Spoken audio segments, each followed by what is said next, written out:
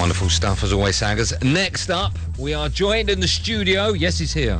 Rock and roll superstar Noel Gallagher is our guest. Not for 1 hour, not for 2 hours, but for 3 whole hours. It's me, it's the fun boy, and it's Noel Gallagher. We'll be talking everything from Wayne Rooney to... Oh, he's here. Drunk and loud. He's turned up with his beer and his entourage. There's thousands of them. You'll be hearing from Noel. Of course, any questions you've got, tweet me at AndyGoldstein05. Use the hashtag AskNoelG. Jason's the same, of course, at JasonCundy05. And we'll have a chat with Mr. Gallagher himself right after the news and sport headlines. Here's Elliot Cook. All right, fans, here we go with the main event of the evening.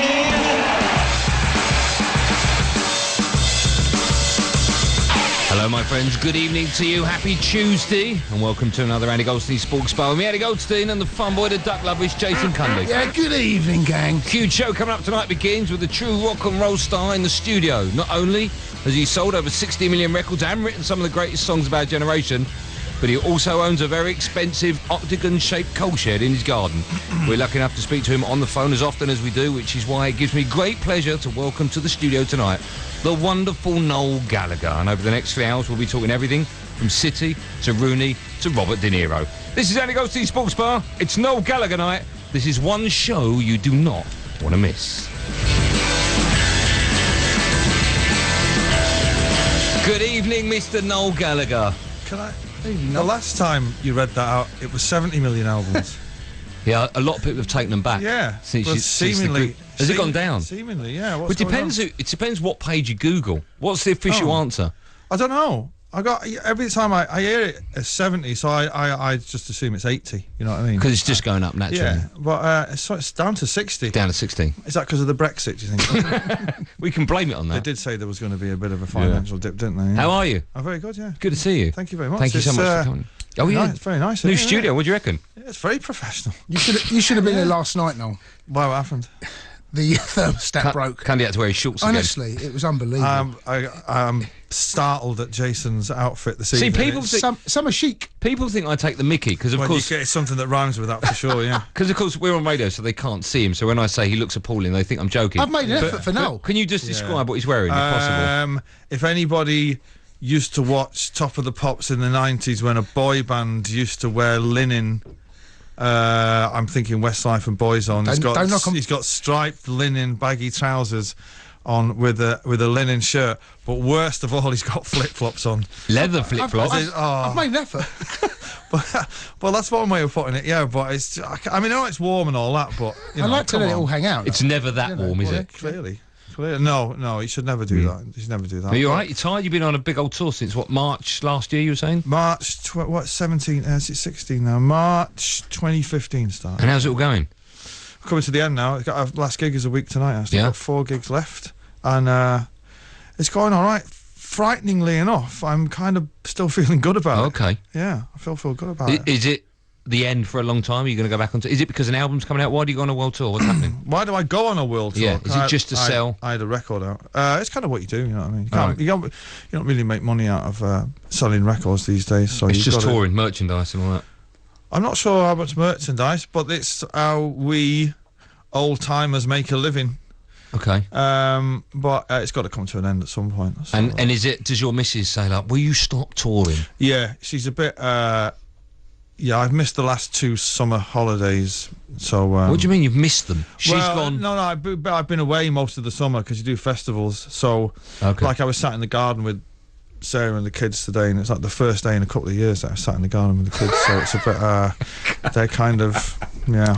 Good to be back? It's great. Yeah? It's great, yeah. What do you miss most when you're away? Well, with... the iPads and all that, you can keep up with most of the things that you used to miss in the 90s, like Match of the Day and all that kind of thing. So you listen to the radio and all that. So I miss my wife and kids and just being at home. Just being at home, sat on the couch doing that. How do you keep up with City? Is it literally on the iPad? I mean, well, I sadly enough, I do have such a lot of time on my hands in between gigs and all that. I do listen to Talksport quite a bit. The sports bar, mainly. I do, yeah. Listen, it depends where I'm in the world. If like sometimes 10 o'clock here can be 4 o'clock in the morning somewhere else. So, but It's nice. You set your alarm then. Yeah? It's nice. It's nice in America when it's middle of the afternoon and it's good. But I listen to Talksport and the papers are all on the internet now. So where did you go on your tour? Where have you been? Everywhere. I can tell you where I haven't been. It's probably easier. I mean, obviously, I'm going to go to Syria, but I mean that's coming soon. I mean, the people are demanding it. I don't know whether you're on social media. Not for the right reasons, though. Obviously, Afghanistan proved a bit difficult this time to book any shows. North Korea remains elusive. Okay. But I haven't been to India, and I didn't go to China because I'm banned from China. So why are you banned from China? I did. We went actually banned from China. Yeah. We did. Right, Oasis I'd planned to go to China towards the end of. It was towards the end before we split up, and we all actually had to apply for visas and all that. But there was a promoter there, and China was just opening up, and we got a letter off the Minister of the Interior or something reminding me that I'd done a gig in with the Beastie Boys and U2 and Radiohead on solo on my own in some place in New York to free the Tibetan monks, and I'd forgotten all about it. And they kind of said, well, you lot can go, but he's not allowed to go, So in case I would have said anything. And I was like, I don't care about monks. You know what I mean? I was just doing it for a favour for the Beastie Boys. And, but yeah, I became an enemy of the state. So, happy days. What about Australia? Did you go there? Yeah. Oh, you like it there? I do love it. Have you been? No. A, the flight's too long for me, and B, the creepy callers have freaked me out too much. No, but have you been? Yeah, been a couple of times. I love it. It's insane. It's like a Monty Python. The Australian news is something to behold. In what respect? The accent. Is it the local news as well? The local news is mental. They need news, right? Yeah. They go live to welly throwing contests. Oh, okay. Well, they call it something else. Do you know what I mean? And but the gigs are great and the people are great, and it's great. Sydney and Melbourne's great and all that. And I do look forward to going there. And it's nice to be that far away. I love being on the other side of the world. It's amazing. And have you got a new album coming out soon? No. Are you writing one? I'm halfway through it. What's it going to be called? Chasing Tomorrow? Is it going to be called? Yeah, Caught Yesterday. I don't know what it's going to be called yet. How have you found time to write that? I mean, you've been touring for the last 15 months, right? So how have you found time? 17 months. What have I been doing? Well, you get 3 weeks off here and there, and I would just fly to Belfast to the guy's studio where I'm doing it and do a few days and then come back and then do a few more days. So I've done it in bits and pieces, which is quite rare for me, but I'll tell you what we're going to do. We're going to talk football, of course, tonight. That's why we got you in. But when we come back, okay, there's a couple of things I want you to do, if that's all right. So when we come back from each break, we've come back with Oasis music or Hi-Fi and Birds music, and I want you to just give us a story, either about the song that we don't know, okay, or the album the song, or just something to do with that song. Okay. All right, so when we come back. And also, one of my favourite ever stories that you told on the show. Do you know what I'm going to talk about? Oh, there's been a few. I know exactly. Wherever I go, at least one person a week will stop me and go, Noel Gallagher, Burns victims. Amsterdam. You told that on the show. Did I? Yeah, you told it. You left the names out. Yeah. Right. Okay. But it went out. It went out on air. Okay. Right. Okay. All right. Wow, it's a true story, though. It's mind-blowing. Yeah. It's one of my... But later on in tonight's show, we want you to come up with another story. If not necessarily to top that, because I doubt if you can top that.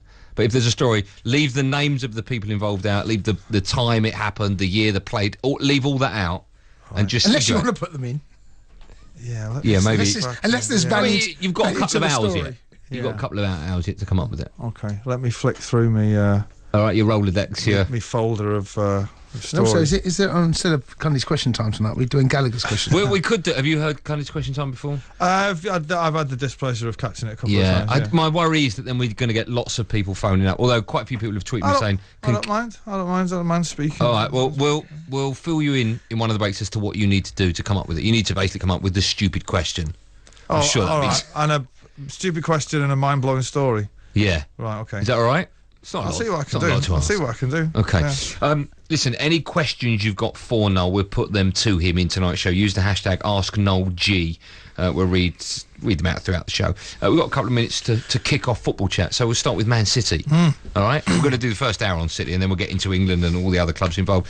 But 5 wins from 5 in all competitions. Perfect start. You must be very excited about the future. Yeah, but we did this last year, didn't we? We won 5 Premier League games on the trot and didn't concede a goal, and everybody, particularly on this radio station, was queuing up to anoint us as champions elect.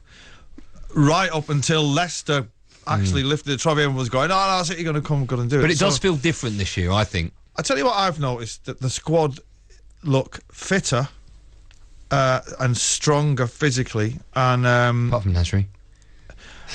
I'm a bit gutted he's gone to Seville, actually, to be honest. Yeah, he's one of my favourite ever City players. I don't know. Ever? Yeah. I think he's great. I think we missed him last season. I think we missed him when we could have done with him when De Bruyne was out. I think he's a great player and a much maligned and misunderstood lad. He's always been great with me anyway. But I think that they look happy as well. And if you consider that Pep has yet to play 5 huge players: the goalie, Vinny, Sane, Gundogan, and Gabriel Jesus, who's not coming to Christmas. That's 5. They are going to be first team starters. We're doing all right. He's managing at the minute to get a tune out of Sterling, which is something else. And I think we're looking good. We look happy. We didn't look happy last season for some reason. I don't know why. We have to talk about Joe Hart. That is the big City story. We'll get to that in the next bit. I mean, are we leaving that one? Are we holding that one back? Well, let's talk. You mentioned Raheem Sterling, and we're doing that later as well. But can we get Jason a running order? but you mentioned Raheem. You know, there is a difference. You know, we saw him in the Euros. We might talk about that later as well. But he was devoid of any confidence. Actually, he's moved to Liverpool. We never saw what Raheem did at Liverpool in a City shirt so far. He seems to, as I understand it, he seems to be one of those players that needs to be told specifically what his role is on the pitch, because I think Pellegrini's style of management was just like, go and play. You know, you would hear him say that a lot, just play. I think Pep is a bit more of a meticulous coach than that, and he seems to be thriving. But again, you know, if he's playing like this in 8 weeks, you take another view on it and say, wow, he is getting a chance. And then if he's playing like this again in 5 months, then we're really on to something special here with that lad, because it's in him. You know, he had that season at Liverpool where he was devastating, and then.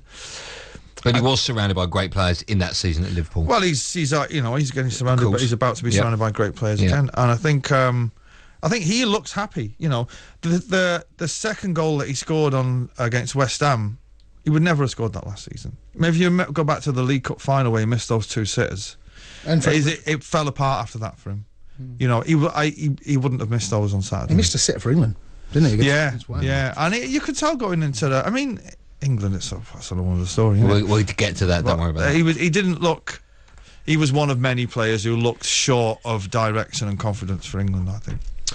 We've got Noel Gallagher with us till 3 a.m. I was going to say. Yeah, we didn't tell him that for 3 hours. Could be 3 a.m. Who knows? Any questions you got? Tweet me at AdiGoes05. Use the hashtag AskNoelG.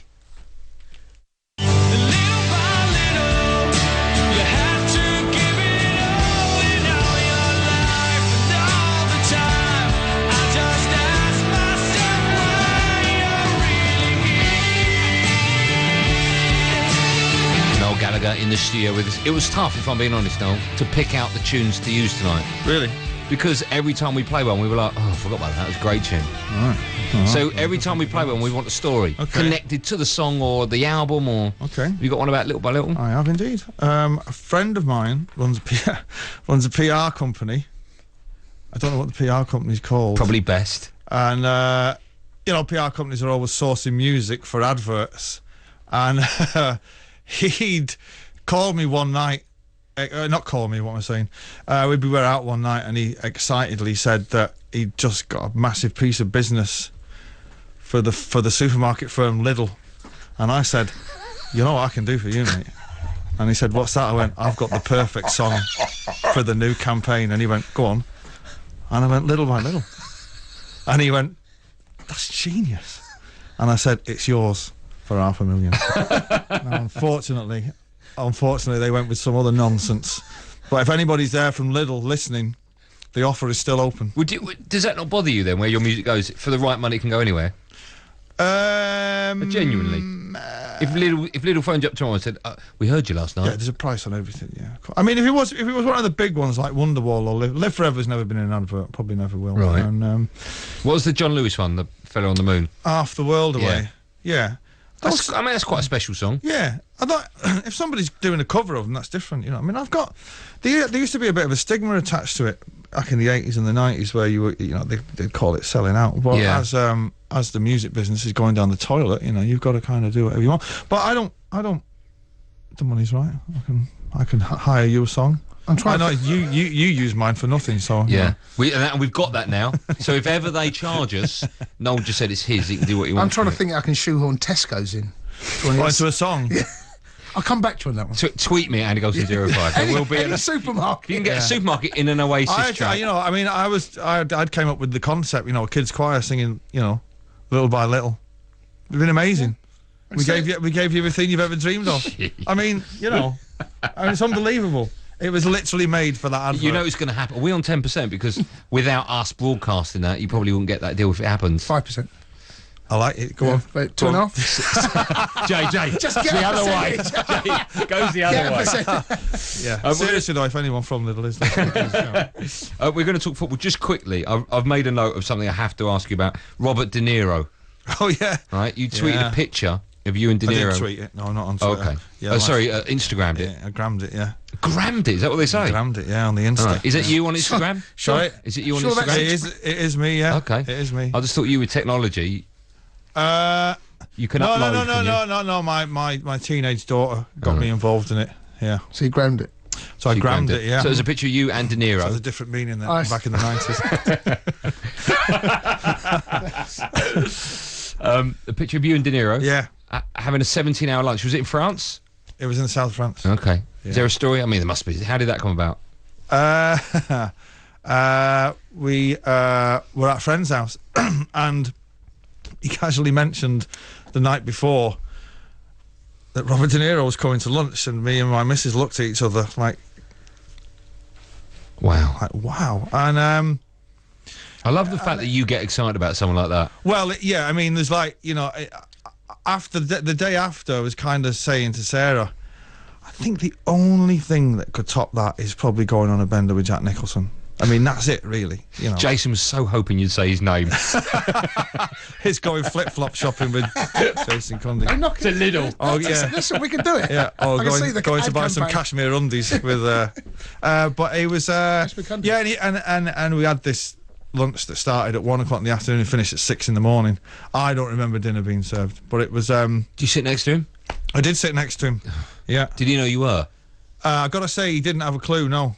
Did you tell him? He knew it was by the time he left. I bet. He actually, as he was leaving, he said, "Write down the name of that band again that you were in." Did he do the face, the yes. De Niro face? Did you get him to? Yeah, I mean, the good when he was slagging off Donald Trump. yeah. I mean, we're all huge fans of him and his films and all that, and I was bombarding him with questions for at least. It was a good couple of hours sat with him, and what sort of questions?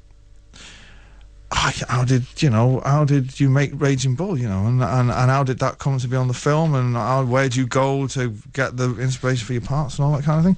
And I have no idea. I couldn't tell you what he said. I have no idea. But and then I mentioned Donald Trump, and then he did the thing. Did he do? He did the thing. I didn't have a tear in my eye when he was doing it. I was thinking it's a good job I'm wearing sunglasses because I'm kind of like, wow, unbelievable. But easy guy to get on with, or did he need a bit loosening up? I'd say he was as you do. Have you ever seen him on a chat show? Yeah. It's just like that. Okay.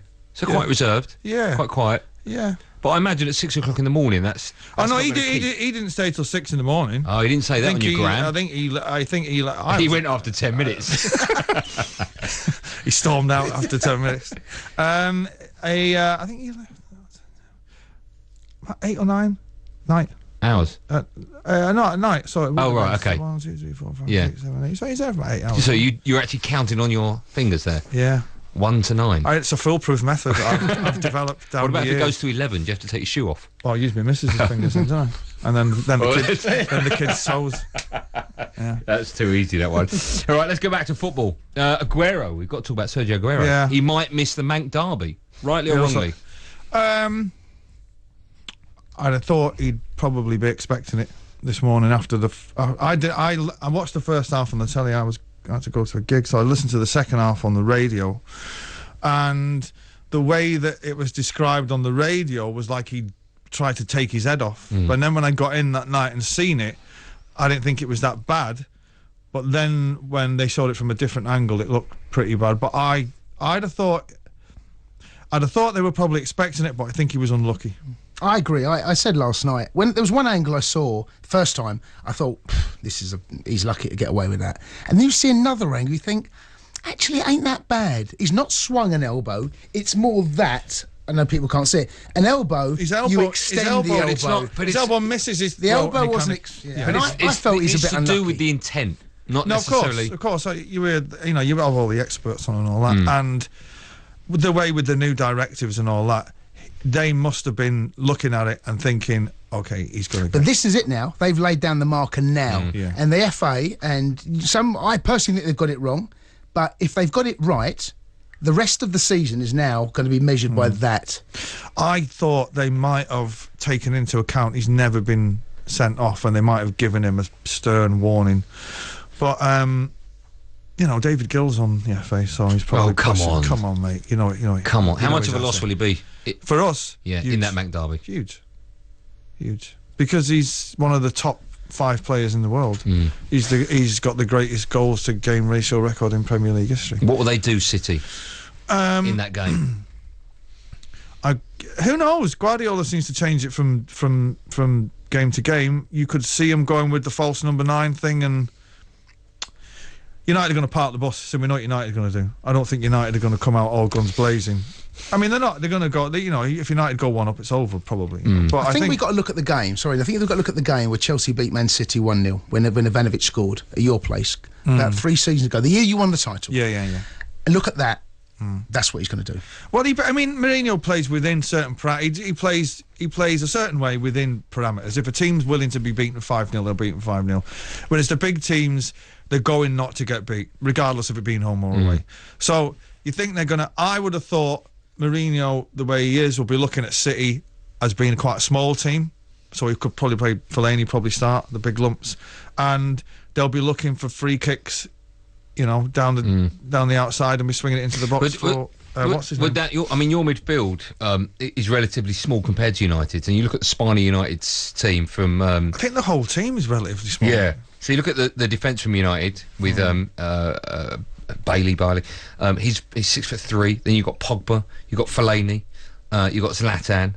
I just wonder how troubling that will be for Man City. Well, no, totally. And I think that'll probably dictate Mourinho's team sheet. But I think this season is going to be, it's going to be the irresistible force in City when they get firing, and then it's going to be the immovable objects of Chelsea and United, because Chelsea to me look devastating already. I mean, I know they're not. See, Jason's playing this double bluff game where every week we have this conversation. I say they look good. For me, they're up there with the top favourites. They've got one thing that the other teams don't have. They owe their fans one, right? They are going to be so up for it, and they look.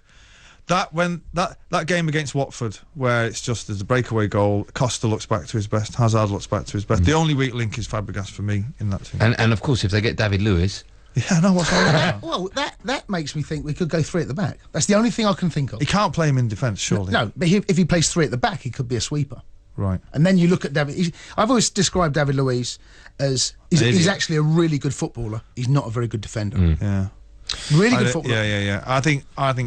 I mean, I was amazed coming in and listening to that on the radio, but I think it'll be a 3-way tussle between an Arsenal, and the rest will be fighting for 4th, I think. More from Noel Gallagher in just a moment, and we'll get his views on Joe Hart. Any questions you got for Noel, use the hashtag AskNoelG. We have some Oasis-related supermarket songs coming up. Nice. Yeah, they've been good. You're listening to the Sportsman on Talksport, the world's biggest sports radio station, home of live football.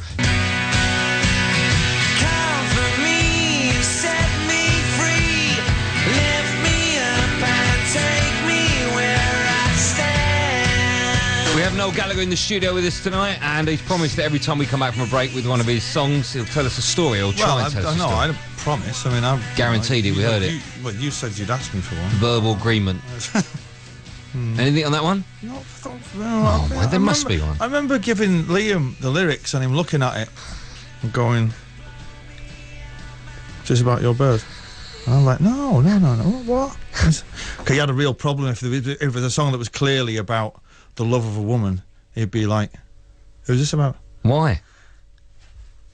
Because he's an idiot. Who cares what it's about? Sing it, please. You know, and is this just about your bird? No. Lila doesn't rhyme with Sarah. No, not at all. And he was suspiciously like, "It better not be about your bird." Well, and it clearly is. Yeah. He couldn't work that out, though. Hey? He didn't work that out. No. Does he know now? He might be listening going, "I knew it. Oh, he'll be listening now. Don't you worry about that. I'd be surprised if he's not tweeting by the end of the show. How long does it take? I'm always curious. How long does it take from when you show him showed him a new song till he can learn it and remember it and you play it? Is it hours, days, weeks? No, we'd used to be in the studio and there was always this funny. Would there be a funny sketch for years because I'm kind of dyslexic and when I write sentences out, I miss. So it was called Sarah, but you just spelled it.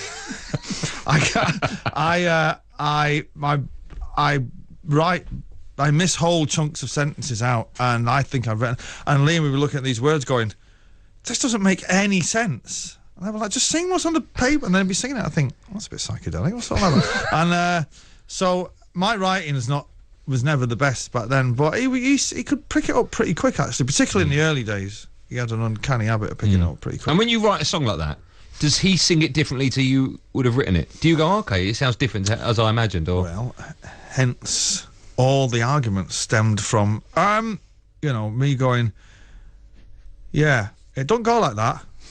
It goes like this." And I'm singing, "Right, well, I'm not singing it like that. I want to sing it like this." And me going, "Okay, well, that's fine, right? But it goes like this." Right. I think, well, yeah, but I'm not going to do that. They're like, "No, I get that, right? But it goes like this, and repeat incessantly to band breaking up in 2009. Okay. Just quickly before we move on, earlier on you mentioned Little by Little. Yes. And our brilliant listeners have very cleverly tweeted us other Oasis songs in titles of supermarkets. There's one here, Rock and Roll Spa. Brilliant. Chris Holton has sent that one. Well done, Chris. Jason's got a belting one. Again, Chris Holden again. "Don't look back in Asda." Sorry, are you singing Noel's song to Noel and changing the last... It goes like this. I'll be Liam, right? Yeah, go on then. Yeah. With the linen trousers and the flip-flops. So it's close. Yeah, it's close. A few people have tweeted in. This one's from JDG. Has said, "I said maybe you're going to want to shop at Sainsbury's because after all, you're a one-shop all." Yeah, I mean, some of them are close to... I think Rock and Roll Spa is pretty good. Rock and Roll Spa, okay. Yeah. Let's talk about Joe Hart. Yeah. What's all that about? What's your view? I mean, he's a City legend. He's Mr. Man City. He's been there at 10 years. I feel bad for him because I would imagine any player would have wanted to work under this, the so-called greatest man of his generation. And I think... but I mean, what can you say? I mean... But there's obviously a problem with his relationship with Pep because whichever way you look at it, Caballero isn't a better goalkeeper. So the two they've got at the moment, Joe Hart... So I don't think it's a relation. I think his mind was made up before he even met Joe Hart. Yes, but... my own theory is he maybe subconsciously has been, a couple of goals that Bayern Munich have scored against us were down to Joe a couple of times when Guardiola was the manager. Now, I'm not saying he's on the bench saying, "Oh, when I take over at City," but subconsciously, he's a man who watches a lot of football. He's probably thinking, he probably watched the Euros and just thought, "You know what? I don't see it." And there was a telling moment in this pre-season friendly against Arsenal where Joe kept kicking the ball long and he was going berserk on the touchline, Guardiola. And the way I see it is, if you're trying to change 11 players' attitudes towards a style of football, you're going to try and make it second nature that this ball is not going to be kicked long. And if there's one person keep launching up the pitch, then it's going to take longer to get the team. But he's not. Caballero isn't a better goalkeeper. I thought he was at fault for the goal he conceded at the weekend against West Ham. Yeah, I mean, there's the other thing about Joe's a great shot stopper, but that's what you're supposed to be as a goalkeeper. I think don't get me wrong, Joe's a lovely lad and all that, and I'm glad he's going to Italy and not staying in the Premier League. I think that would have been too difficult for him and City fans to accept.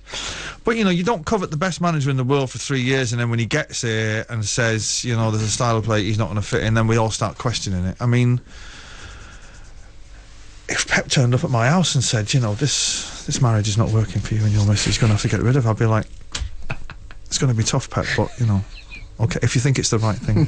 Joe Hart's moving in. But it's like I said to Eddie, I think it feels to me as if his mind was made up. That decision was done. But because it's been so public and because it's such a big decision, he's got to get this right. And if he doesn't... Can I stop you there and just say that if it wasn't the England goalkeeper, it wouldn't really matter. So I don't think Pep's done anything wrong. I think there's no difference. I mean, what's the difference between what he's done to Joe Hart to what he's done to Yaya Toure to what's going on at Joe Hart's been there 10 years. But I don't think that carries any weight. I think it carries some weight. But he doesn't know Joe Hart. I have to say, I've heard the night when he was going to go, you two did a show and I was listening from somewhere, I can't remember where it was, and Joey Barton had been on saying he was being treated disgusting, which is it's a ridiculous thing to say. Jay was saying City don't owe him anything, right?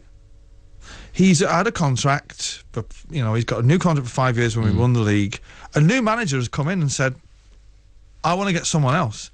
I think the great thing that City have done, City could have said to him, you're seeing out your 5-year contract and that's the end of it. I think the people at the top have actually said to him, hang on a minute, he's one of the legends, we're going to have to find him a new club. But do you not think there's a way of doing it? I mean, show him an ounce of respect. But what way is there? What way is that?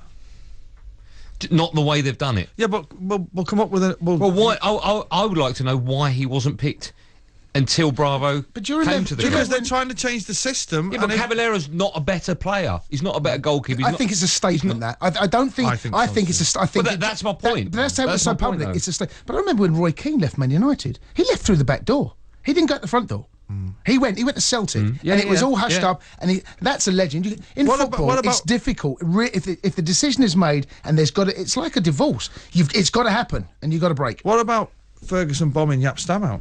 He was you loved him, and he was gone. But I think Jason's right. It's like Guardiola is, and Nasri's gone. Yaya's probably. It's a big risk, though, isn't it? With your goalkeeper, bringing someone over with no Premier League experience. If the lad starts in the derby and he scuffs one and kicks it straight to Ibrahimovic, he's gonna come crashing down upon him. But Guardiola's not stupid. He's not doing it for the sake of it. He's not coming in. No, of course not. So we have to give the manager his head and just be like, I'm cool with it. I feel sad for Joe. And we all feel bad for him because he won the league with us. And he, in fact, the second time we won the league, the save against Everton to keep it at 3-1 was a league-winning save. So that's sad. But, it's... Do you think the majority of City fans agree with you that whatever Pep wants to do is good enough for them? I think the majority do. I think you heard it on the last couple of games when people have been singing Joe Hart's name. Immediately it was countered by singing Guardiola's name. City fans are always going to get behind the manager. Always. Always. You have to. There's no other way around it. He's the man that makes the big decisions. But this has been going on in football for decades, years, ever since the game has begun. I know, but when it's a big star. But he's not a big star to Guardiola. Guardiola's come in. It's a new start. It doesn't matter who the legends are. He don't care about legends. He didn't care about Yaya Toure when he was at Barca. And why should he? Care about Zlatan when he was at Barca. The interview with him on Saturday before the game was, it's like, I've got to get this right. I'm going to get fired. So you can't give a player a season out of pure respect. No, but play him until his new signing comes. That's the only problem I've got with it. Yeah, no, that was your thing. It's like, well, until Bravo gets there, why is he playing? Because he's a better goalkeeper, so he should be playing. But he's got it right. 5 out of 5. He's got it right. Can't knock it. Had he lost one of those games, that position of yours would be. But he's. We have Noel here till 1 a.m. Any questions you have? Let's not forget, Caballero speaks Spanish. If he didn't, he does now. Tweet me at AndyGolson05. Use the hashtag AskNoelG.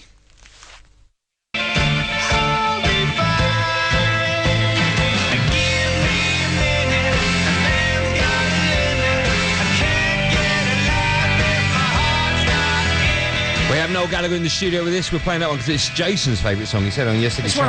It's one of them. And when I came to see you in Lincoln for a little gig. Oh yeah, that thing. Yeah. This was one of them where you didn't sing part of it because it. Oh no, I said what? That bit you. Do you remember? Well, obviously, wasn't doing it as good as that. But I'm sure I did sing it. Yeah. No, I do sing it. It's a struggle to get that high, isn't it? No, not really. Why don't you sing it then? You sung bits of it. You said like I can't go that high on this one. Are you on mushrooms or something? What gig were you at? I'm serious. I don't do things like that. You did. So what? I just went. So for the second. That's nonsense. You went. That's nonsense. I promise you. That's nonsense. Can anybody call in from the gig at Lincoln who was there? Yeah, anyone call in from that gig, I swear to you, and that's what you did. And then during the song, you tried it, and you went, see, I told you. I can't get it anymore. I don't know if you said it anymore, I've added that bit in. So I don't remember that. But I know there's plenty of footage of me on YouTube smashing it down the years. Yeah. I don't play it. What does that mean? I don't play it that often, I've got to say. Why you can't hit the notes? No. Go on, hit the note now. I don't. Let me see. No, I've been drinking now. All right. Probably couldn't get See, there can't get it. No, you're drinking that night as well. I can get it. Not before the gig though. I don't drink before. I don't drink before the show. But that's a strange little place, isn't it, Lincoln? Yeah. Strange little gig. Yeah. It was quite a nice little theatre actually. There was only about 150, 200 people there. Yeah. My goodness, that was a long drive back. It sat 5,000 by the way. That's a long distance. We got the train back, which was something else. We had to wait for a train on the platform, and in the because it's freezing. Remember that? It's really cold. It was cold. And there was just a gang of girls hanging out in the train station. Do you mean groupies? No. Just like local girls listening to like nonsense pop music. And how old? Just teenage girls. Right. They were just like hanging out in the waiting room. I was like, God. They know you were. They wouldn't have known who you were. They did when I told them. when they read your T-shirt. Look who this is. Well, I walked in and said, "Come on, girls, come on, one at a time. Who wants, who wants a picture?" You know we can hear your thoughts, don't you? You know we can hear that. It's just, my granddad was into you. My granddad was into you. Like, let me ask you the song we heard, right? Jason's favourite song. Why the video? Why the who is it? Ralph? No, Reese Iffens. Yeah, why him? How did that come about? I try my best not to appear in videos. I try even harder not to get involved in the direction of them. They're just a pain for me.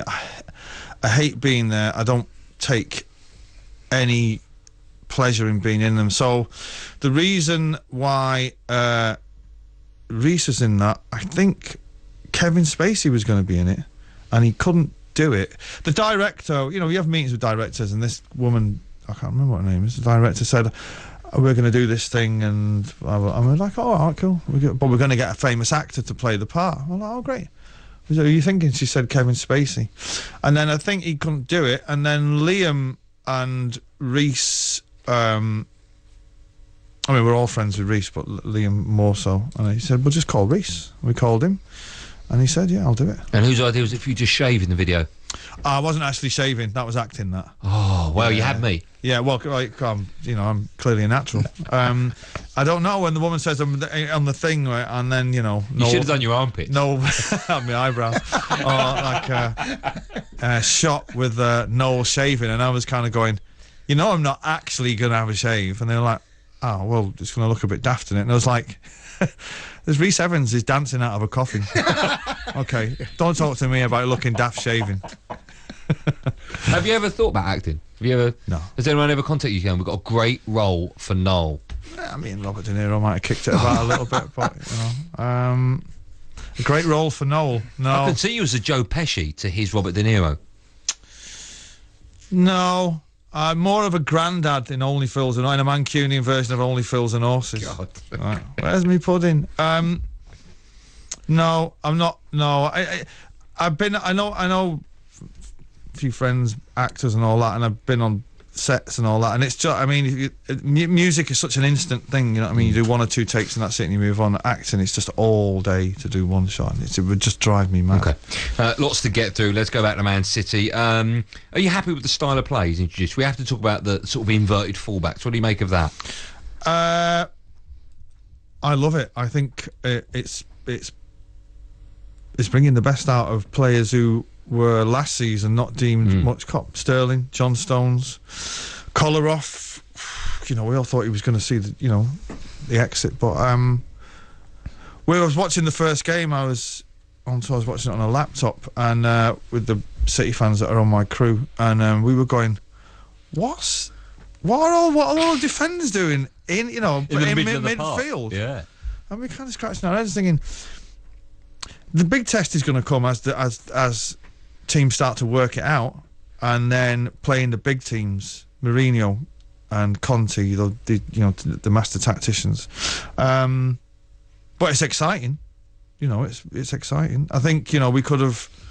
The first half against West Ham was as good as it gets. It was. I mean, I know West Ham weren't much cop in the first half, but it was brilliant. And I think that the pace of the team is now being dictated by Silva and De Bruyne, and Yaya, bless him, the legend, dictated the pace of that team for the last 2 seasons, which was why it was a little bit ponderous towards the end. And I think now Silva and De Bruyne have got more legs, and it's so far so good, I think. And also, we mentioned earlier Sterling, the impact he's had, but it's the pace of Sterling. He can turn what seems to be a relatively dangerous, a position that's not particularly dangerous, into something that become a goal. And we saw that against West Ham, the goal that Sterling scored. And you think they're comfortable, and then within a blink of eye, it's the pace that you can when the story came out that Guardiola had called Sterling during the Euros after the bad game against Wales, you were thinking, well, hang on a minute, there's something going on here, and leading up to the season, everybody was saying, City fans and on this station, it'd be interesting to see what he does with Sterling. And so far, you've got to say, well, he's doing great with him. He seems to be one of those, because I've met Raheem and he's a lovely, lovely lad. No matter what anybody thinks about him, he's a lovely lad. And but he seems like the place you could get inside his head, and and he seems to have done that. He's only young. People forget. I think this is the thing about Andy and I've had this debate for many times, but people forget he is still in his terms of his career. Is he 21? He is still incredibly young, and what he's achieved in that short space of time has been quite phenomenal. Yeah. But we haven't even seen anywhere near the best of it. Give him 4 years, and then he's starting to get into his prime. Yeah, 4 years. I think that's why they persevere with him at City, because it would be a shame if they were get rid of him. I thought he'd struggle and he'd get till January and he'd be gone. But it looks like now, the way that Pep's talking, he's kind of like one of the key players. So I'm pleased for him, and I'm pleased that there's a manager who's seen something that we hadn't, And I think it would be a shame now if it all comes to nothing. Just quickly, Nolito, new player. Nolito, yeah, that's what I've got up on the back of my City shirt. Noel-I-T-O. Yeah. Oh, that works. Yeah, I see that. You've got a City shirt. No, I'm joking. All right. Yeah. Are you? Yes, of course. Do you have a City shirt? I've got a few, but they're not. You wear them when you wash the car. I can't drive. I don't have a car. Cars are for squares. Your missus must have a car. She's got a car. There you go, when you wash that car. I don't wash that car. I've got a little fella that does that. Oh God. What's his name? Hey? What's his name? Can't tell you that. He's getting slung out of the Brexit. Yeah, what do you make of Nolito, though? I think he's great. I think he's... I think he is not as fast as Navas, but he's got a better brain. Oh, and that's not difficult, though. That's not difficult. And it looks like he could probably get to double figures, which is what in the goals, which is what your wide player's doing. I like him. I have to say, I didn't rate him in the Euros. I thought this was a big mistake. He could play. He could play up front in the derby. He could play the false number 9. Yeah. Would he not in that show? Would he not go with him?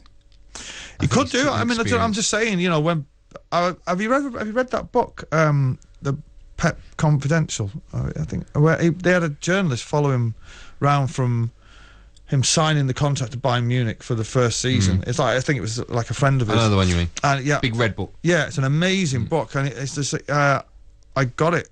A mate of mine said, "You got to read this book before he comes before the season." So I've kind of read halfway through it. It's a little insight into his. So we don't know how he'll play, but he'll. If the story's anything to go by, he'll be watching videos of United this season, and he'll come up with a plan. I wouldn't be surprised if there's a false number 9, or, you know, Sterling. I wouldn't put Sterling up front. I wouldn't. I think that somebody's going to. I think it's going to be a fascinating game, but I think it'll be a draw because, like, Valencia, where's, you know, he's back, isn't he? Yeah. I mean, I just see can beat players. Yeah. And cross the ball. That's never happened before, is it? And Luke Shaw. Well, he's fantastic. I mean, that's like a brand new player United have got, isn't it? I mean, this derby coming up has the feel of the derby in 2011, 2012 when United and City were on 5. We'd beat Tottenham 5-1, and then United beat Villa 6, or was it Arsenal 6? Arsenal. Yeah, 6-something, 6-0 or something. And then came the derby and everybody was building it up. And I remember saying to you guys, I just want it over. I hope it's a draw and we can all just move on.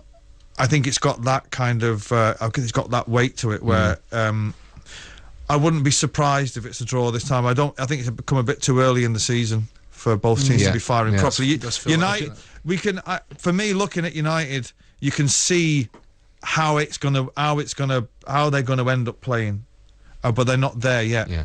You know, with City, we can see how they're playing, but they're not. I say we've got 5 big players to come back. Okay. More from Noel Gallagher. We have him till 1 a.m. Any questions you got? Use the hashtag AskNoelG. Breaking news from Noel Gallagher. No. More from Noel Gallagher in just a moment. First, though, with the news and sport headlines, is Elliot Cook. On DAB Digital Radio and 1089 and 1053 AM, The Sports Bar on Talksport.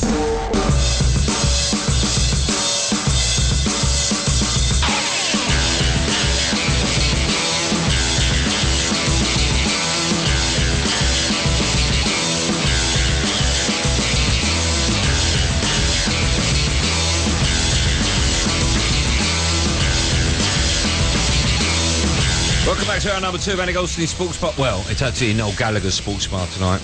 You've missed an hour of the show, but that means we've got 2 hours left. We've talked Man City, we've got everything from England to Arsenal, Spurs, Wilshere, whatever you want to talk about. Any questions you got for Noel, feel free to tweet me, Andy Goldstein05 or Jason Cunny05. Use the hashtag AskNoelG. Have you ever been tempted to go on Twitter? I know you're not on it. I know you're on Gram. No. I mean, you're on it. Your name's on it, and obviously your record company. They do all that. I think. What would worry you about you going on it? That you'd speak your mind and get in trouble? No, I'm not. No. It would take over your life. I just think it's. I don't know. Life's too short for that kind of thing to me. I don't. You know, you've got to do a bit of social media. I think in the music. I've just tweeted a photograph of me now. Thank you very much for that. In the music game, but. I hear of, like, what the Twitter rants between, some guy, Mike Parry having a pop at our kid, or that's right, yeah. The two have never met, I would assume. What were they having a row over? Well, there you go. Well, actually, no. It's like, there you go. I mean, I don't. It doesn't appeal to me. Just quickly, let me ask you, because the new series of X Factor has come back. Has it really? Yeah. Now, your name's... I mean, Jason is surely going to be... He got to the last 64 of it. Going to be the over 25s at some point. And not the old linen trousers, the summer chic. I believe I can fly. Woo! You were asked to be a judge on it one year, is that right? Twice, okay. Yeah. Both times, no? Is it to do with the money, or you just wouldn't go near it? I didn't talk money in the end. Don't want to be on telly every Saturday night. All right. Don't want to have my picture on a bus going down Oxford Street with Cheryl Cole beside me.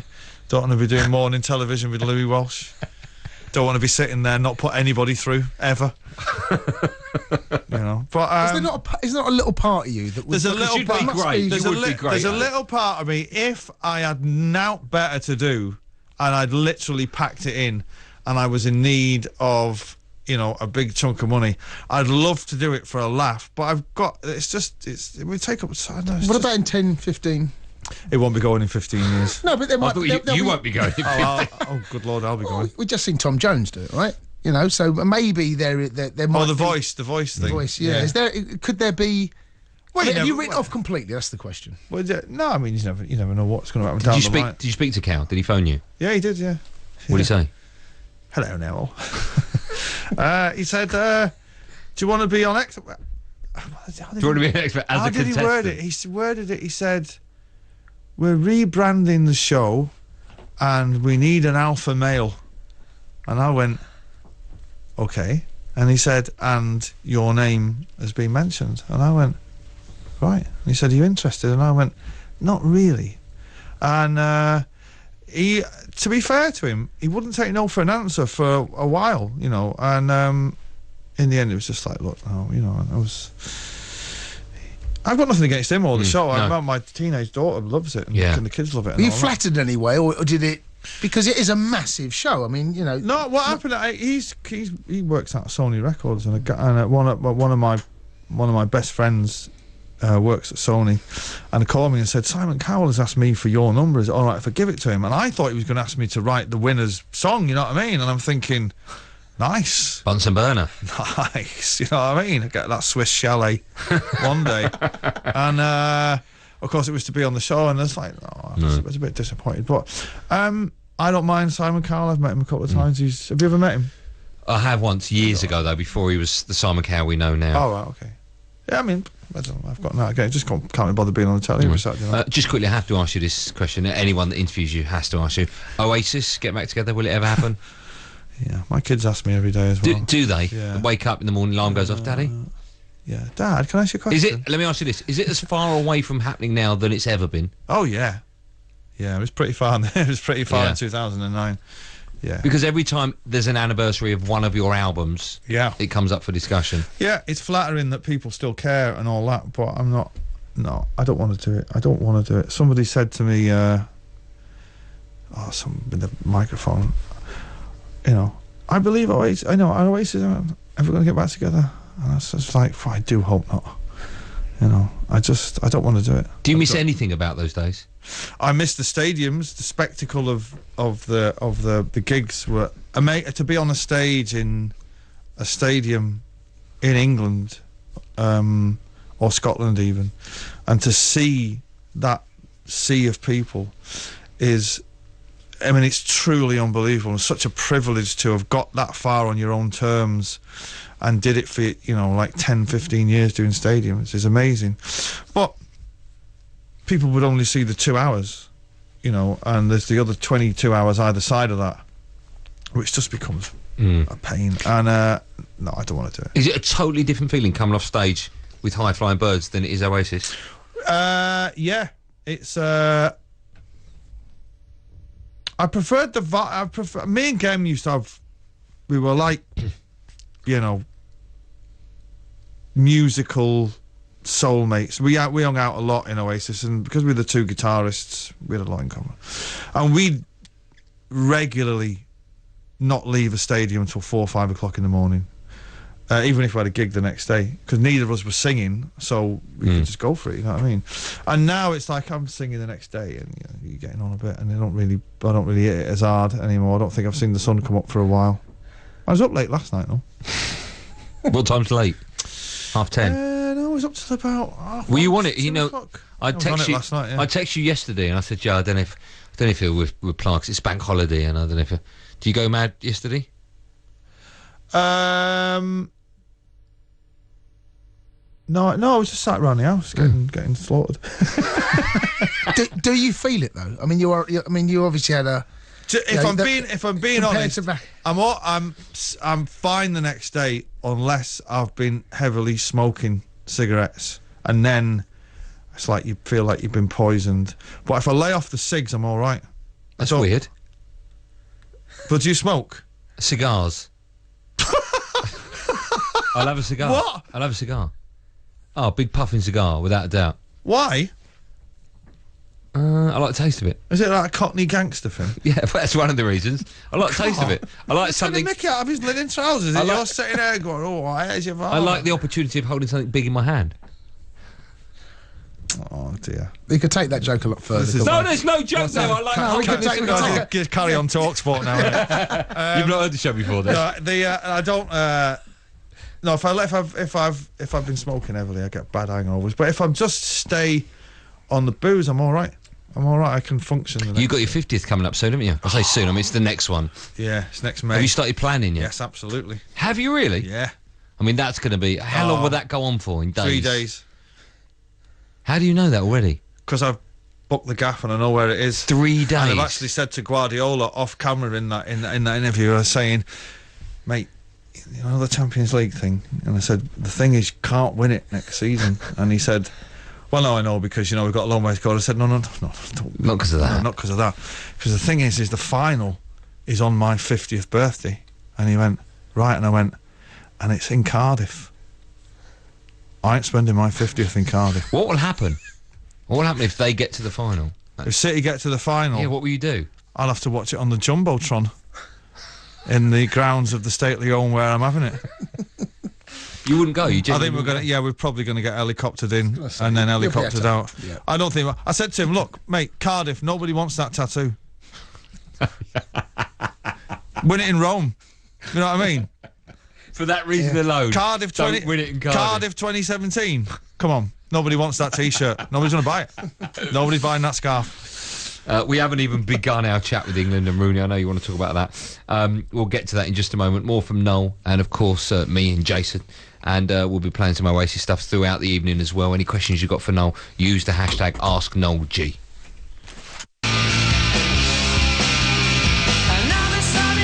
Noel Gallagher is in the studio. Loads of people are tweeting me saying, are you going to put this out on SoundCloud? We'll put the whole podcast out. Don't worry, you'll be able to download it for free.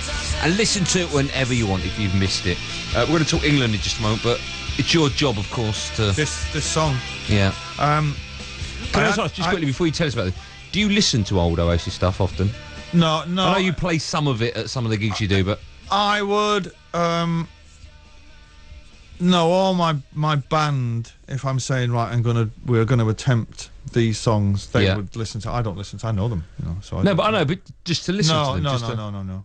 No. I mean, when they come on the radio, I don't switch it off. Okay. But it's the same with my stuff that I do now. I don't. Once it's out and I'm on tour, I don't really listen to it again. I'm thinking of the next one. All right. Well, go on. But with that particular tune, I had that tune, and. The chorus, I had the melody for the chorus. See, I told you can't hit the notes. And I didn't, I think I had most of the words, but I didn't have the,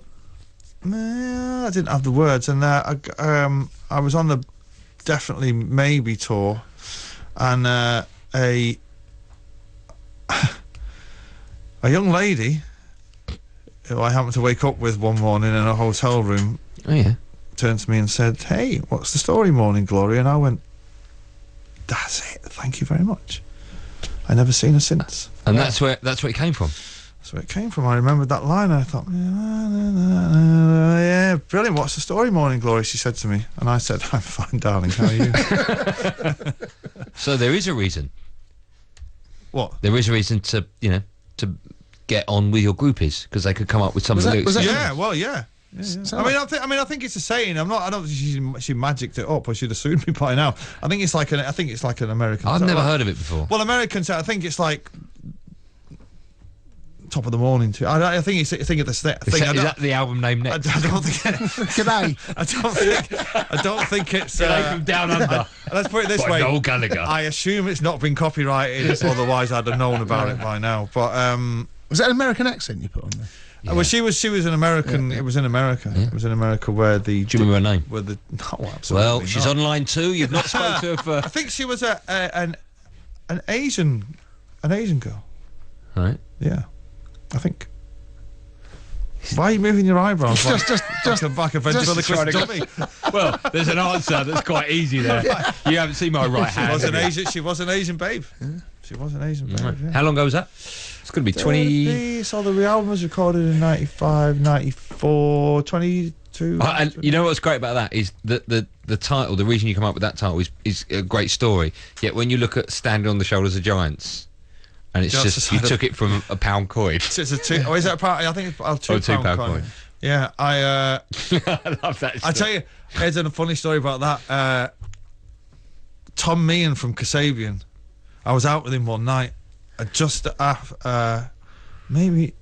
Did we know them? No, but he was going on about standing on the shoulders of giants, and I happened to have a £2 coin in my pocket, and I said, he went, "What a title, man!" And I said, "Oh," and I showed it him, and he went, "Oh, how did you get it on there?" And that's going. Tell me you didn't tell him. And I went, "What do you mean?" He went, and he was going, "Serge." He thought it was like David Blaine, like trick or something. And he went, "How'd you get it on a £2 coin?" And I went, "Well, it's magic, son, isn't it?" And I was like, "Wow." Maybe the power that Noel's got. It's incredible. Like David Blaine trick. Yeah, unbelievable. Let's talk England, shall we? Indeed. Before we look ahead, we'll go back, all right, to the Euros. We don't really want it, but what did you make of the performance under Roy Hodgson? What did you make of Roy Hodgson? I thought, like probably you, that it went according to plan. Or not to plan, but it went according to how everybody thought it was going to pan out. Remember when the previous World Cup, where I said they wouldn't win a game, and you were going, "Really? Oh, no, I don't think." I was like... But were you surprised just how much the wheels fell off? I mean, it was quite spectacular, wasn't it? I was surprised they beat Wales. Really? I was surprised they beat Wales. I thought that would be the one game that Wales would win, and I thought that would be the one game that England would lose. But I just think Hodgson fell into that trap of just bringing players for the sake of it. He never brought a team. It was like, Rooney again. It's like he's, building a team around Rooney, and, he barely got a kick. And I think playing players out of position, the usual Jack Wilshere playing, he'd barely put on his boots for Arsenal. But even 7 changes after the first game was mind-boggling. Yeah. I mean, I remember you texting me going, "What on earth?" And he's just not a very good manager. But even more so now, when we were talking about Raheem Sterling in the first hour, about Pep's obviously put an arm round him, and you can see he's got a new lease of life, and then you question how on earth the difference was Sterling playing under Pep now to what obviously was going on, or what wasn't happening when he was playing under Roy Hodgson. Yeah, well, you had the other players saying Harry Kane was on corners because of what happened the night before in training. Yeah, I mean that. I know to you it beggars belief because you text me, and I can't. You'd think they'd have gone with a set plan. It's not like there was a load of injuries. You pretty much had a full squad. There was nobody left out. Shaw was the only one. Luke Shaw was the only one. Yeah, but he'd not played for so long. He was never going to go anyways. But apart from that, he pretty much had everybody available, and he just didn't have a plan. It doesn't seem like to me. And for me, tactically, when teams, so really every single team played the same way. They all set off. Russia sat off. Let's have the ball. Rooney had plenty of space, knocked the ball around. Wales done something very similar. Slovakia done the exact same. And you come up against Iceland, and that's Iceland's game. That's what they do. That's how they play. These other teams, I think, tailored their tactics for England. But you come up against Iceland, that's how they got to the tournament. That's how they played against Portugal and frustrated. And Ronaldo came out. And we come up against a side that we ran out of ideas completely. And it's like walking into a glass door and we kept banging our heads. What I find fascinating is let's take it from the 90s onwards, it's the same thing that's happening again and again and again, and it's with different foreign managers, domestic managers. Is it the players? What I'm saying, it's a psyche thing. There's just something. It's like when you put 11 Germans on a pitch. Germans are rubbish at individual sports. They never win anything. You put 11 of them together, they're monsters. And the English are amazing at individual sports. As a team, there's just something with an English team. But what is that something? Because for my money, it's the manager. It's always the manager. If you win, you pat him on the back, and if you lose, it's his fault. I think you'll find that Sam Allardyce will be relatively successful because what is successful? Better than what's a quarter-final. Because he seems, well, rightly or wrongly, what he does is get the best out of the players that are available. He's always done it at every club he's been to. He has a way of playing which it doesn't seem to matter about public opinion, although he's about to find out that it's a bit more than managing West Ham or Sunderland or whatever. But the fact that he's picked Antonio it says a lot to me, you know. And it was like when people all slagged off Ericsson when he was managing England. You wouldn't mind him now. He lost one qualifier in the whole time he was England manager. I bet Allardyce will have. England won't win anything, but I would assume Allardyce will have quite a similar record. Well, bizarrely, by pure coincidence, Joe and I are both reading his autobiography. I'm nearly finished it actually, and my view has totally changed as to how he'll do for England, because I've got from it that he doesn't really care what anyone else thinks. You weren't pleased. I haven't got the text that you sent me, but it was. Was it really that bad? Yeah, it was that bad. Yeah. I remember the show we'd done actually. I think it was after a big name. If I'm being honest. But then no. Tell you exactly what it was. Is that you and I agree with you. I don't care what nationality he is, the manager. It doesn't bother me. But if you're going to go for an English manager, there ain't that many choices. No. And he is probably the best of that. Yeah. Now, I think I'm quite excited about it actually, because it feels like we've gone back to a little bit of what we were when England were actually. We've gone back to our roots a little bit. Well, let's put That's it this how way. It feels to me. I don't think he'll be making decisions on who's taking set pieces the night before a game. He'll get that right. Yeah, he won't concede from a throw-in in the first 3 minutes against Iceland under Sam Allardyce. I think the thing everyone agrees with, if we need a result in a game, he's the man to get it for us. But I do think that there'll be. I think Andy Carroll will be in the squad when he's fit. Why is Kevin Nolan not getting a shout? It's me and every other team. You never know, do you? I think he'll be relatively successful. I wouldn't be surprised if England are far. See, all these teams, they, as you said before, they all know how to set up against England. England are easy to beat. They give them the ball, eventually will get frustrated and run out of ideas, because England fans will get on their backs. But you say, you know, he'll be successful quarterfinals. That's probably where we are anyway, isn't it? We're not better than last 8. No, I mean, you know, there's the top 6 international teams in the world. Yeah. They're all better than England. Yeah. England would have to be extremely fortunate to get to a World Cup final, and then well, of course, because you know they're going to have to beat 3 of the 6 on the way, whether that be Argentina, Brazil. I mean, even let's take the Euros: Spain, France, Italy, you know, Germany. They're not going to beat 3 of those in a row, because this time was the full time. There was a fullish squad. There's always somebody injured. There's always somebody being played with a dodgy foot or something. You know, so I don't see it. But I think Allardyce will kind of bring a bit of pride back, maybe. We've got more from Noel Gallagher in just a moment. We're doing back pages as well. We'll get his views on that, and Wayne Rooney's still to come. And any questions you got, feel free to tweet me. Andy goes in 05. Use the hashtag AskNoelG. Noel Gallagher is here in the studio. We've got him for another hour and a half, would you believe? Unless we extend the show, and then we've got him all night. Any questions you've got, feel free to tweet me, Andy Goes in 05. Use the hashtag AskNoelG. I promise you we'll get to your questions. We've got a segment saved for that very moment. Is there a story about that song? I do like that song, actually. I love it. Yeah, that drum beat's fantastic, isn't it? Yeah, I got that's one of my favourite Oasis albums, the last one. Shock of the Lightning. Again, my spelling, I obviously it's like, you know, lightning in the sky, but as I wrote it, it was lightning as things getting lighter, and somebody thought it was like like a shot. I can't remember who it was going on about. Is it about someone dyeing the hair? I'm like, no. Are you telling us that you're dyeing? Is it a just for men thing? Is that what you're saying? No, I don't dye my hair, fortunately. Let me just quickly ask you, Asif Kapadia, a very, very successful producer-director who was responsible for the Oscar-winning film Amy. Yeah. I understand has either made or is making a documentary about Oasis.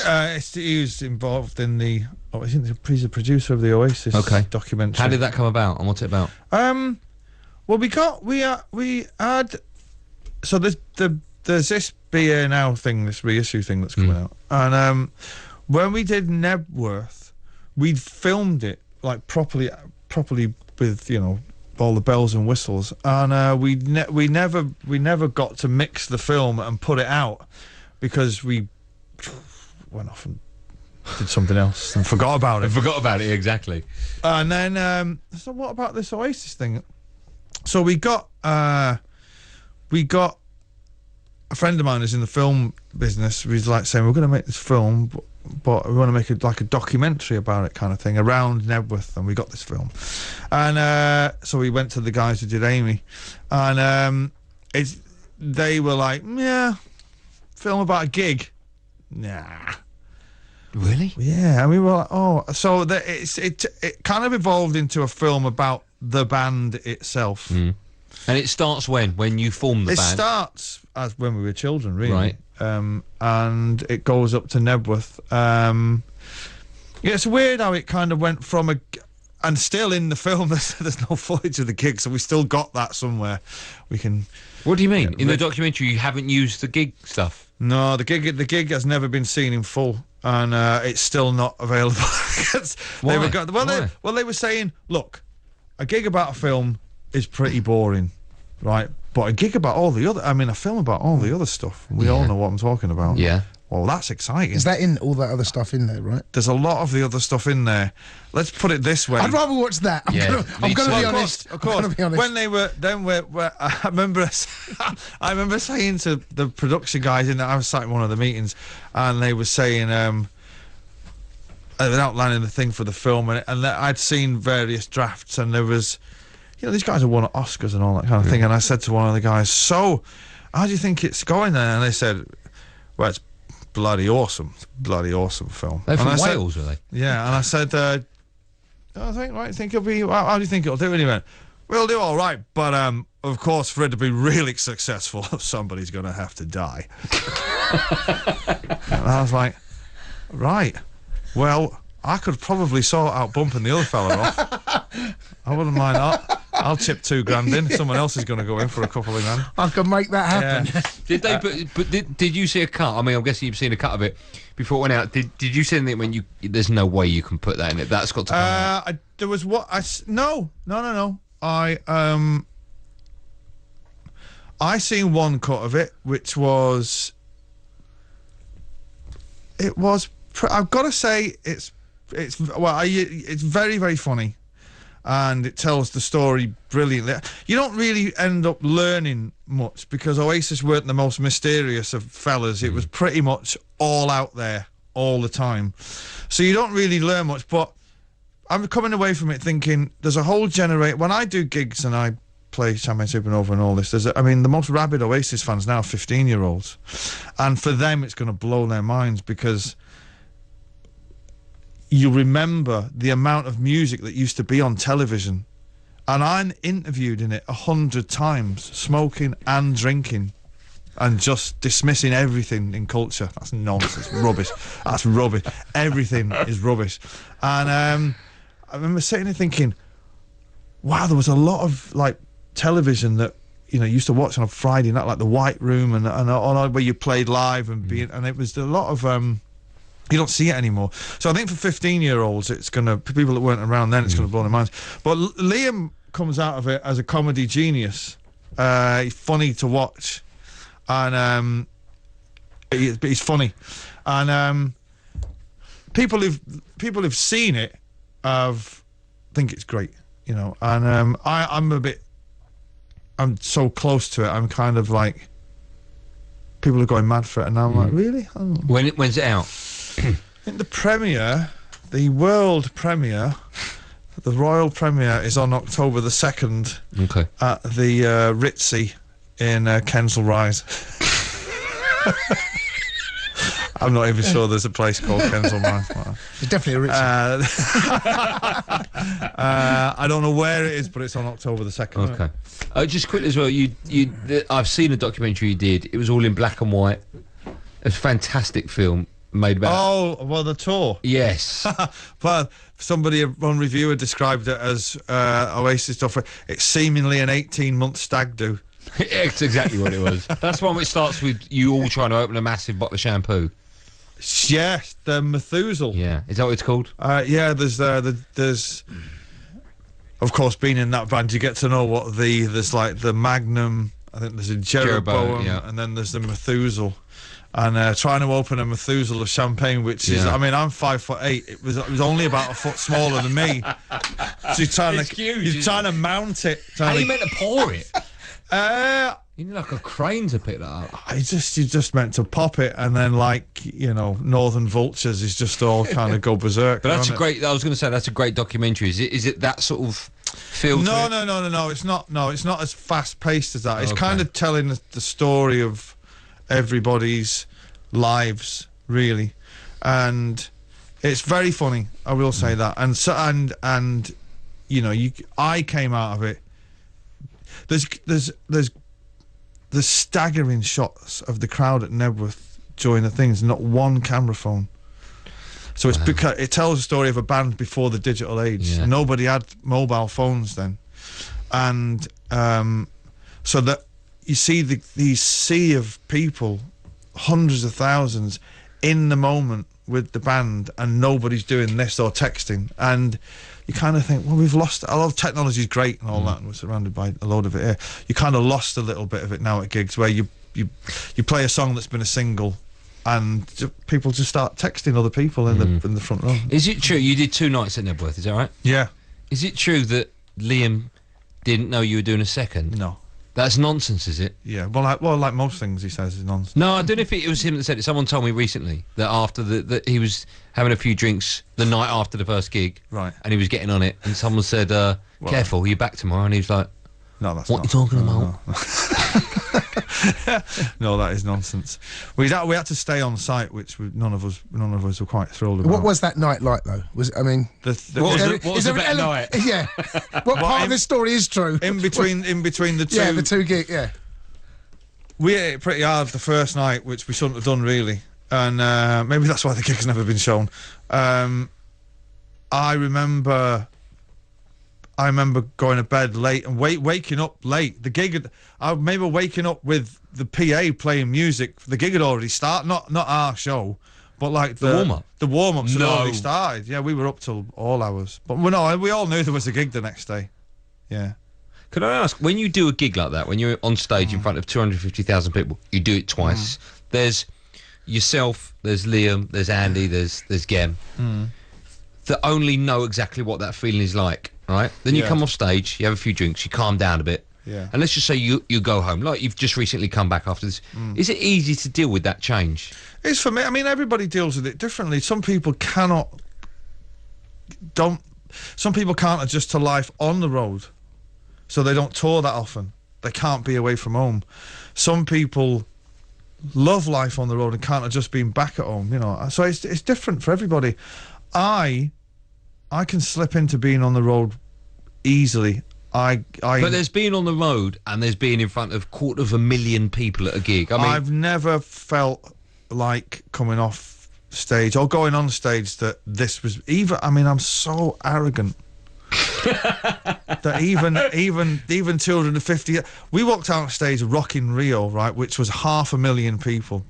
Half a million Brazilians. Try saying that when you've had a few. And what do you mean 500,000? That's 500,000 people at the gig. It's unbelievable. What, in one gig? Yeah, in one gig. Yeah. What? Yeah. Where was that? Rock in Rio. Yeah, well, I can't say that.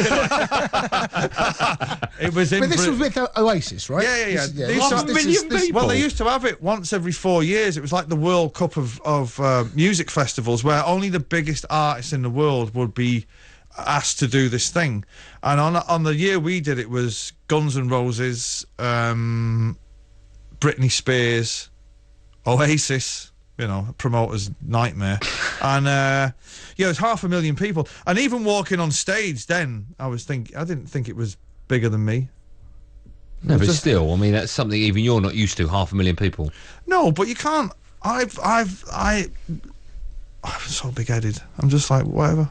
Only 500,000. But they not get 750,000. Is there not a little part of you that goes, wow? No, because I know that I can do it. I know that when I'm going out there, I'm not asked to perform a magic trick. I've rehearsed it, and I know what's gonna happen. I get really excited. I don't get nervous. And like now, coming towards the end of the tour, I'm looking forward to having nothing. Yeah, I know. I'm looking forward to having nothing to do. So you come in here. Well, no, the tour's not finished yet. My missus was going, what are you going in there for? You're going back? And I said, well, it keeps them off my back for a season, doesn't it? Yeah. Exactly. Did you party with Guns N' Roses? Or Britney? Oh, no. One of the regrets of my life is not trying to meet Britney Spears, because she was like fit then, you know what I mean? Yeah. She's just like a stripper now, don't she? But Guns N' Roses, no. But they had a guy. Have you ever heard of the guy Buckethead? Do you know who Buckethead is? No. He's a guy that replaced Slash, and the reason that he's called Buckethead is because he used to play the gig with a bucket of KFC on his head with the eyes cut out. Look at Jay's face. Now hang on a minute. Colonel. When we heard of this Buckethead, we were like, I'm making friends with this guy. I don't care. And he was staying in the same hotel, and he was by the pool with the bucket on his head. My hero. It was just like. Did you guys speak to him? Yeah. With a massive It was like Mackie D's carton on. We're like, Buckethead. Like, all right. How do you know it was me? He was brilliant. More from Noel Gallagher in just a moment.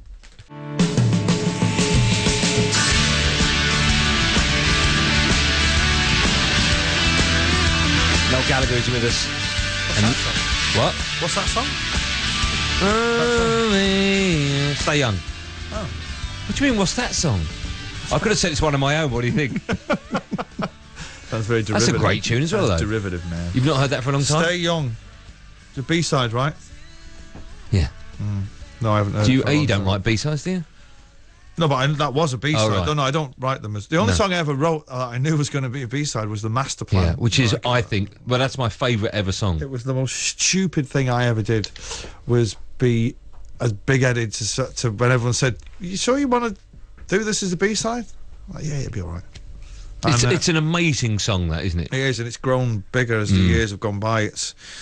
Yeah, I was young and stupid, but Stay Young. Yeah, I don't. Have I got any funny stories about that? I don't really remember. So forget that story. We'll have the one we talked about in the break for later. No. About your mate. No. Come on, we have to have that. No. Look how nervous he's shy. It's your mate. Nervous. We won't name him. I mean, he may play in front of 500,000 people. Which should be 750. Let's do some back pages, shall we? We can say good evening to Darren Lewis, the football writer for the Mirror. Noel Gallagher, feel free to jump in with any questions you've got. Darren, good evening to you. Good evening to you. It's good to hear that. Good evening, Noel. Good Hi. to hear that you're learning the lesson. Never tell Andy Goldstein stories during the break. I've been in that studio before. I haven't told him anything. I haven't told him anything, Darren. He's trying to winkle it out of me. Winkle's a strange word. Stay strong. The night is young. Yeah, we've got him for another hour. We'll get him, don't worry. Darren, let's talk back pages. We'll begin with your paper. Jack's called to the Palace. Wilshere turns down 21 worldwide offers, easy for me to say, to sign for Pardew. This is happening then, is it, Jack Wilshere, Crystal Palace? It looks like he's going to Crystal Palace tomorrow. Interesting, really, because he had the chance to go to the Italian champions Juventus, which for me would have been a better move. Juventus plunder the Italian league every year. They're going to go big in the Champions League. And for me, Jack Wilshere needs to be playing at the highest level. You would imagine if he's leaving Arsenal, why would you go to Crystal Palace, where, I'm not so sure it'd be a great move for him. It'd be an ambitious move for him, but for me, if he really has designs on going back and proving a point to Arsene Wenger, why not go to a club like Juventus, where you're going surrounded by top talent and playing in the Champions League as well? But he does now look as though, barring a miracle, someone coming from nowhere, does now look as though he's going to Crystal Palace. Let me ask Noel, just quickly, he was linked to your club, Man City, in the summer, Jack Wilshere. Are you surprised he's going to Palace? Well, I'm surprised that there's 20 worldwide offers. Am I surprised he's going to Palace? Well, he's probably been guaranteed first-team football, but I'm not surprised he didn't go City, because remember the night Arsenal played Barcelona at the Emirates and the press were all... I think Wilshere had been voted man of the match, and Pep kind of dismissed it by saying, I've got 100 of those players in the academy in Barcelona. What am I interested in that kid for? So I'm not surprised he's not at City, but he's going to get first-team football at Palace, isn't he? I find... Go on, Dan. No, sorry, Jace. I was just about to say the point that Noel's just made there is so relevant, because I was listening to your chat earlier in the show. You did that thing where you make me sit in the car for 10 minutes too long before I go into the house, and I was listening to your chat about Joe Hart, where you were saying, what does Pep owe Joe, and you guys were all arguing about it, but it just goes to show how things are put into perspective for us by the European perspective, because Joe had been the number one goalkeeper in this country for England. He'd been seen as a very capable goalkeeper, and one of the first things that Pep does when he comes to the club is say, I don't want him anywhere near my team. And as you say, he was very dismissive of Jack Wilshere, whereas we in this country see Jack Wilshere as the future for England. I still do think with a run of first-team football, he could come back and be one of the leading midfielders in this country. So very instructive, Guardiola's perspective on these things from an outside point of view. Just quickly, yes or no, Darren? I said last night this is the beginning and the end of Jack Wilshere at Arsenal. Have I spoken too soon? I don't think you have, in some respects. I mean, obviously, if he were to go on loan and play brilliantly, and then he would give Arsene Wenger something to think about. But Arsene Wenger's just spent £30 million on Granit Xhaka. I was at Watford at the weekend. It's fantastic. Lenny's in there. Ramsey's really shown at the Euros how good he is. Ozil is outstanding, as we all know. He's got so many midfield options there. It will be tough for Jack Wilshere to get back in. OK, let's talk about my football club that are sleepwalking into fifth position. There's been no transfer news since Batshuayi joined and the brilliant Kante, but looks like things are going to change. Chelsea look like they're going to go back for David Luiz. Now, I've described him before as he's an excellent footballer, not a very good defender. No, and I think that would be a good point. The idea is that you may well play in a 3 for Antonio Conte, and obviously the way that side is set up, they get so much protection from the midfield with Kante and Matic working really hard. Their first clean sheet last weekend since January at home, which is a remarkable stat. But the thing about this deal that most striking is that Chelsea had Conte done in April. They had so long to bring players in. They've been targeting big-name players. They've had since last summer when we were after Stone. Absolutely. People say it's 3 months. It's not. It's closer to 16. Absolutely. And you get to the end of the window and they're trying to do last-minute deals. Now, some people turn around and say, well, they sold them for 50, they're buying them back for £32 million. But it's not really the point. The players that they thought they would get, the players they wanted to get earlier, they haven't. And now they are having to go back for another player. Obviously, they brought Matic back. They tried for Lukaku. Now they're going back to get another player as well. I don't think it's a particularly brilliant window, particularly when you consider it's a new manager. You would have thought the club would be keen to bring in his players, but they didn't want to buy some of the to be honest with you, Napoli quoted £60 million for Koulibaly, so to be fair to Chelsea, you can blame them for not wanting to pay that amount of money. And AC Milan didn't want to sell Alessio Romagnoli, who is a good young player, he's 21 years old, but is he worth more than £35 million, or is that the market? Big decisions, but Chelsea didn't want to bite the bullet. OK. Darren, you're a star as always. Thank you so much for coming on. We'll catch up with you again soon. Cheers, guys. Cheers, pal. No worries. Take care. Bye.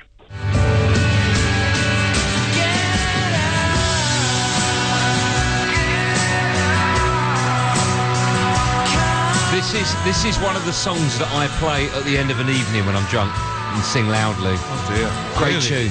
Do you know what? All these songs that you keep playing, they all sound really slow. You know? Really slow. I think you've had too many beers, haven't you? It is Talksport. Maybe. Well, they had 11. Is there a quick story about that? I'm not sure. Oh, remember when they played it after England got knocked out of the World Cup once, and it became a big thing. Do you ever write a song like I don't want to liken you to Robbie Williams, but like he wrote Millennium thinking I'll get lots of airplay because the Millennium's coming up? Would you ever do that? Would you ever write something? I'm afraid I'm not that clever. Well, you can't spell it. I can spell Millennium, yeah. No, I'm not that clever. I wish I was that clever. Did he really do that? Well, what's coming up? I assume so. What's coming up? Sure. Write a song 2017, right? What's coming up? The Brexit. Cardiff. Oh, the Brexit. Cardiff, yeah. I'll have a think about it. All right? I'll have a think about it. Have a think about it. We have more. We have one more hour from Noel Gallagher, including that story about his mate and loads of other bits and pieces coming up after News and Sport.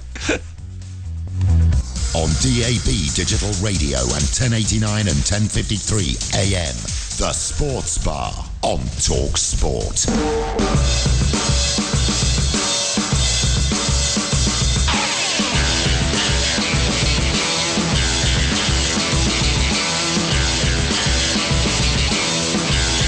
Welcome back to the last hour. The last hour of Noel Gallagher chat. Even Noel looks disappointed. I know. Do you want to say... Who's on after this? Who comes on after this now? So, to record each other with the two mics. Yeah. Who's having a pop out? When he was asking what? Yeah. Do you speak? No, it's a recorded one. Yeah. So they do a show on Talk Radio, I think 7 till 10 this week at night. And then they play that after us tonight. Right. So it was rather funny though. The spat was. Was it? What was it? What was it all concerning? Nothing. I don't know, but it made me smile. Right. Some of the. Oh, that's good. See, that's why you should get yourself on Twitter. No, I think so you could get involved in it. A three-way spat. As I understand it, you're just so you've got Twitter, right? Something comes on the news, and you go, "Whoa, bloody hell, I'm not having that," and then lots of people go, "What do you mean not having that?" That is exactly. You can put anything on it. Like, then you go, "I'm an idiot. You're an idiot," and they go, "Yeah, but you're a bigger idiot." So I tell you the funny thing. But it's all celebrities. Is that what it is? It's all celebrities. No. All right. Is there anyone? I tell you the funny thing that happened. Hold on. Sorry, Dave. Is there anyone all over the world? Yes. What? What? Are you serious? You could be having it out with a geezer in Bombay. Yes. I'm getting it. Yeah. I tell you how ridiculous it is. Like it's a new telly coming out. When the Guerrero situation happened, right? When that happened, I just tweeted, if that was Costa, I can only imagine what would be said, right? And all the Man City fans, which is true, right? All the Man City fans started piling into me, right? I didn't say anything, and then I saw it again, and I tweeted, nothing in it whatsoever. Not even a yellow card. Then the Man United fans started piling into me. You can't win. Whatever you say, there's always going to be an element of, certainly in football, you're gonna annoy someone, rob someone. You've got to have thick skin to go on Twitter. You just can't worry about who you upset. I've got extremely thick skin, but I don't think I could be. I don't do that. What if we did it for one night? So you could. One night might be fun. Dip your foot. It's like if you don't. I mean, social media it's all right and it can be. Like I follow Snoop Dogg on Instagram, right? Did you have Instagram? Yes. Snoop Dogg is unbelievable. You've got to get on his Instagram. It is insane. He must do an Instagram every 30 seconds of his life. Was it you? I can't remember if it was you or your brother had a picture recently with Snoop Dogg. Was it you? No, it wasn't me. All right. It wasn't me. Might have been Liam. Was me? No, it might have been. Must have been Liam. Wasn't me. Yeah, it might have been Andy B. Actually. Andy Bell. Yeah. No way would Snoop Dogg know. No, honestly. I think it was. If someone out there will listen, they'll know what I'm talking about. Can you tweet me at Andy Goes to All I'm saying is Robert De Niro. That's all I'm saying. Yeah. You spoken to him much recently? I spoke to him enough. Have you got his number? Could we phone him now? Without him knowing. Are you insane? No. So we'd call him and he'd pick up the phone and go like, "You talking to me?" If I ever have the pleasure of bumping into him again, I guarantee you he'll just go, "No, I never met this guy before in my entire life." Do you have his number? No. Who's the biggest number you got? You asked me this. I know, but it might change. It was like ages ago, about 5-6 years ago. You did tell a great story once when I said, do you remember when I said, who's the most famous person you've ever had around your house? Do you remember that? Yeah. And you said Nelson Mandela. And I said, what was he like? And you went, I wasn't in. Did I say that? I've got funny, aren't I? The most famous person in my phone book. It's the usual. Bono still up there? Yeah, he's always number one, isn't he? Okay. Yeah. We need some stories from you. I don't know if you want to come up with any now. Or we can do just any story where you need to change the year, the time, the place. Some craziness. Yeah. That's the only reason we get you in now. We don't really care about the football stuff. It's just so we can...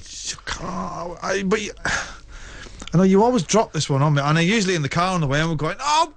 I've got one! Whoa! Just text me the key word whenever that happens. Right, we can... Yeah. Maybe we can... Yeah. I can't... I'm not going to come up with one like now. No, okay. We'll have a think about it. Right. All right. A few people did text me questions for quite a lot, actually. I've got a few here, all right? Jamie Ferguson said, what's your favourite pair of trainers that you've ever owned? Oh, You had Noel Gallagher special ones made, didn't you? Yeah. Do you have them yourself? Yeah, I've got them. You wear them? Are you one of these trainer freaks? Sorry, we say Noel Gallagher. It's just got your name on it, right? It's not. They're not designed a special trainer. Yeah. Yeah. Well, a mate of mine, a very, very good friend of mine, is Addy Dazzler. He's a designer for Adidas, and there's an old Adidas community out there with like people that collect vintage Adidas trainers. I've got a big collection, and What do you mean I always find that weird. Why? A collection of trainers. Yeah, it's just a thing. What's that all about? How many trainers have you got in your collection? Roughly. How often do you I've got Over 10? what? It's near 100, I think. What would you do with them? I mean, I get if you collect artwork, right? You can put it on the wall and go, "Oh, yeah, this one's fantastic." Right. What do I do with them? Are they- I don't know. do you wear them? I do from time to time. Yeah. They were. I don't know why. What do you mean they were 40 quid? You can make a few quid, can you? No, I've got a lot of. I've got a lot of guitars. I only played the same 3. I don't. You got to spend it on something. Yeah, but what are they out in your room? Have you got this is my trainer room? I bet you don't even buy them, do you? No. What have I got them lined up? Yeah. You've never met my wife, have you? No. Yes, No. I have. Yes, I have. A couple of times. Yeah. Backstage. No, that doesn't fly in my house. Yeah, but you must have your own room. You must have the Noel room where she doesn't come in. No, I don't have a. Put your trainers I up. don't have what I don't have one of those things that I assume you boys refer to as a man cave. You must have one of them. I don't. So, I'm afraid I don't. so you still watch the football in the kitchen? Depending if What- it's what house I'm in. It depends. Yeah, what house I'm in. It depends. If it's during the day, I'll watch upstairs with the lads. Yeah. By the lads, I mean my 2 sons. If it's a night game, I'll watch it downstairs while Sarah is watching Coronation Street or something. Oh no, she'll watch Coronation Street. She'll watch Exactly. she'll be watching Primed to Kill or something. One SAS man's tale of a. I don't know. She'll be watching something or other. Something on Netflix. But it depends. But no, I don't have a man cave. I don't believe in them. I've got man cave. No, I know you have. You texted me a picture once of a TV the size of a wall, and you were in shorts as well. No, I'm telling He you now. don't, he don't wear shorts. Here's a pop at me. He don't wear, I've never seen him in shorts. Right, hold on.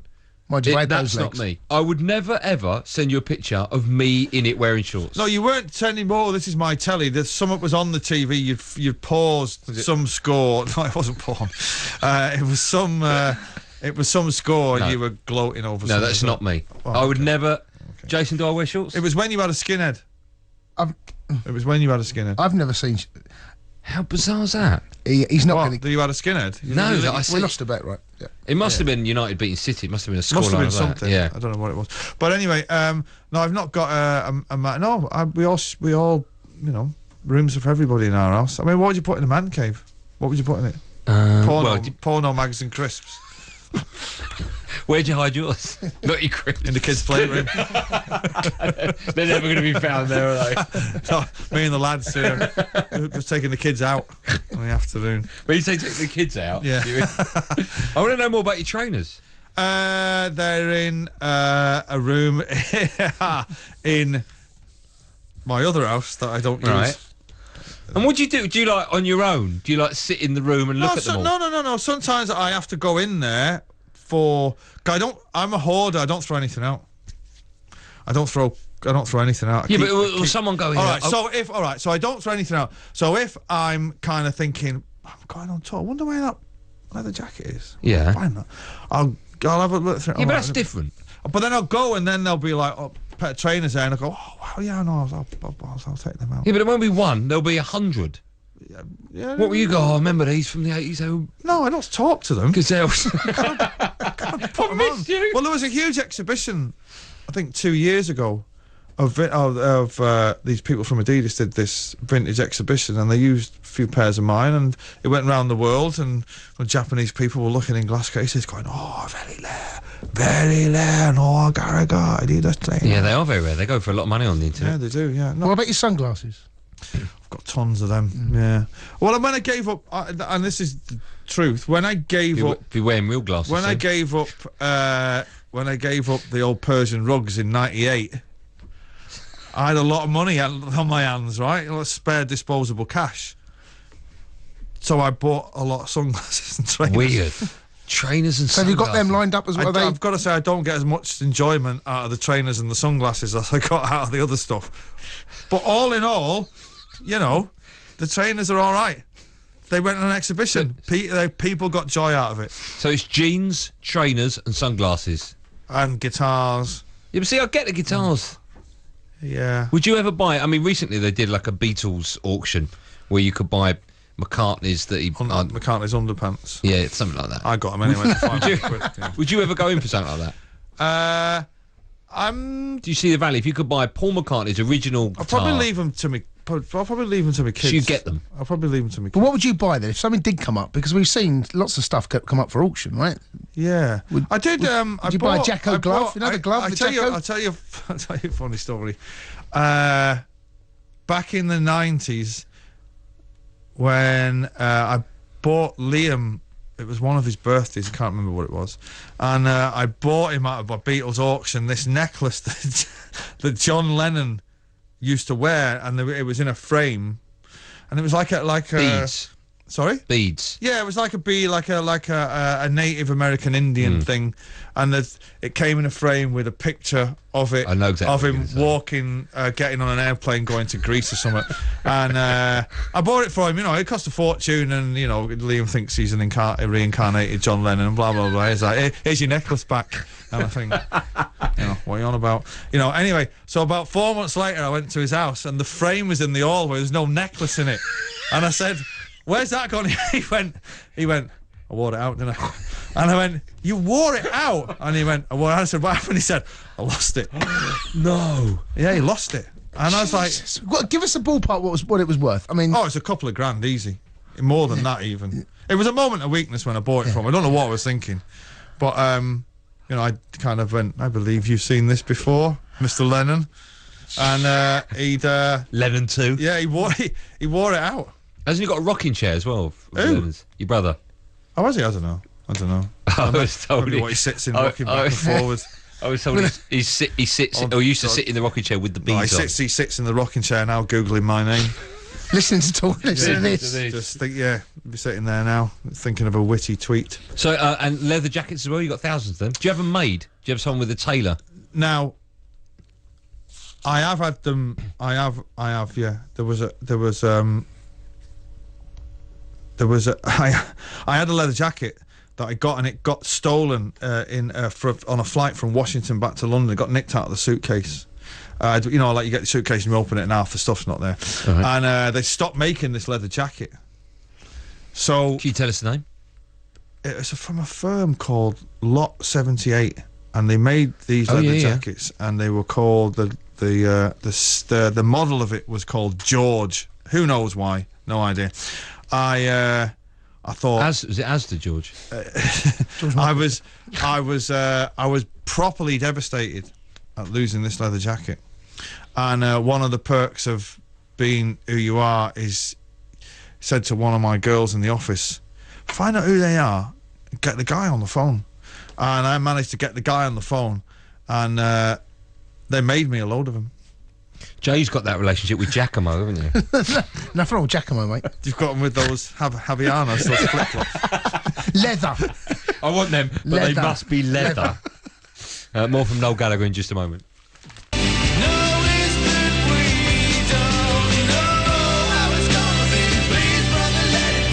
Only 40 minutes left of Noel Gallagher. This is my favourite songs I mentioned to you earlier on. Really? Do you, is there a story about this you've got them asked about? Apart from the fact you supposedly... So what, I think it was Wonderwall was coming out as a single, and back in those days you needed three B-sides, which actually ruined Oasis. What do you mean you needed three? On the CD, we used to have three B-sides on a CD, so all CD singles were four tracks. Okay. And we'd all been out the night before. I was supposed to write a song, and everyone else was... We went back, we'd been in the studio, we go back to a hotel, there's somebody staying in the hotel, we're in the room, we all end up getting thrown out of this hotel. Police were called and all sorts. There's a bit of a scene.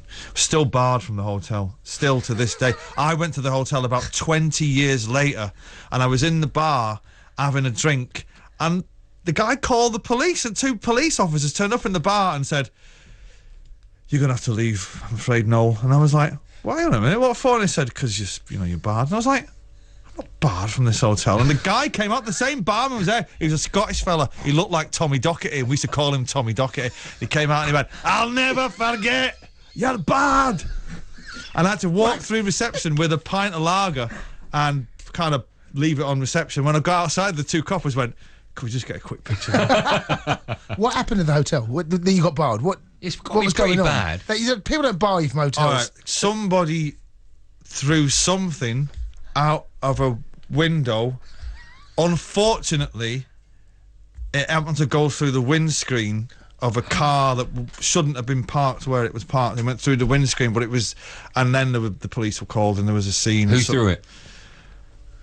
It wasn't me, said Shaggy. No, it wasn't me. I'm not... And was it a telly? When you say something was... No, I think it was somebody just... Corby trouser press. No. Someone had undone it, like... The drummer. Yeah. Your like Partridge. Yeah, your kettle's here, sir. It is launch. It was... I don't think somebody just threw dropped a glass, or was knocked off the window, something. Oh, he gets shamed from chucking it out to a glass dropping. It went through the... Anyway, so there was a scene at the hotel. We all...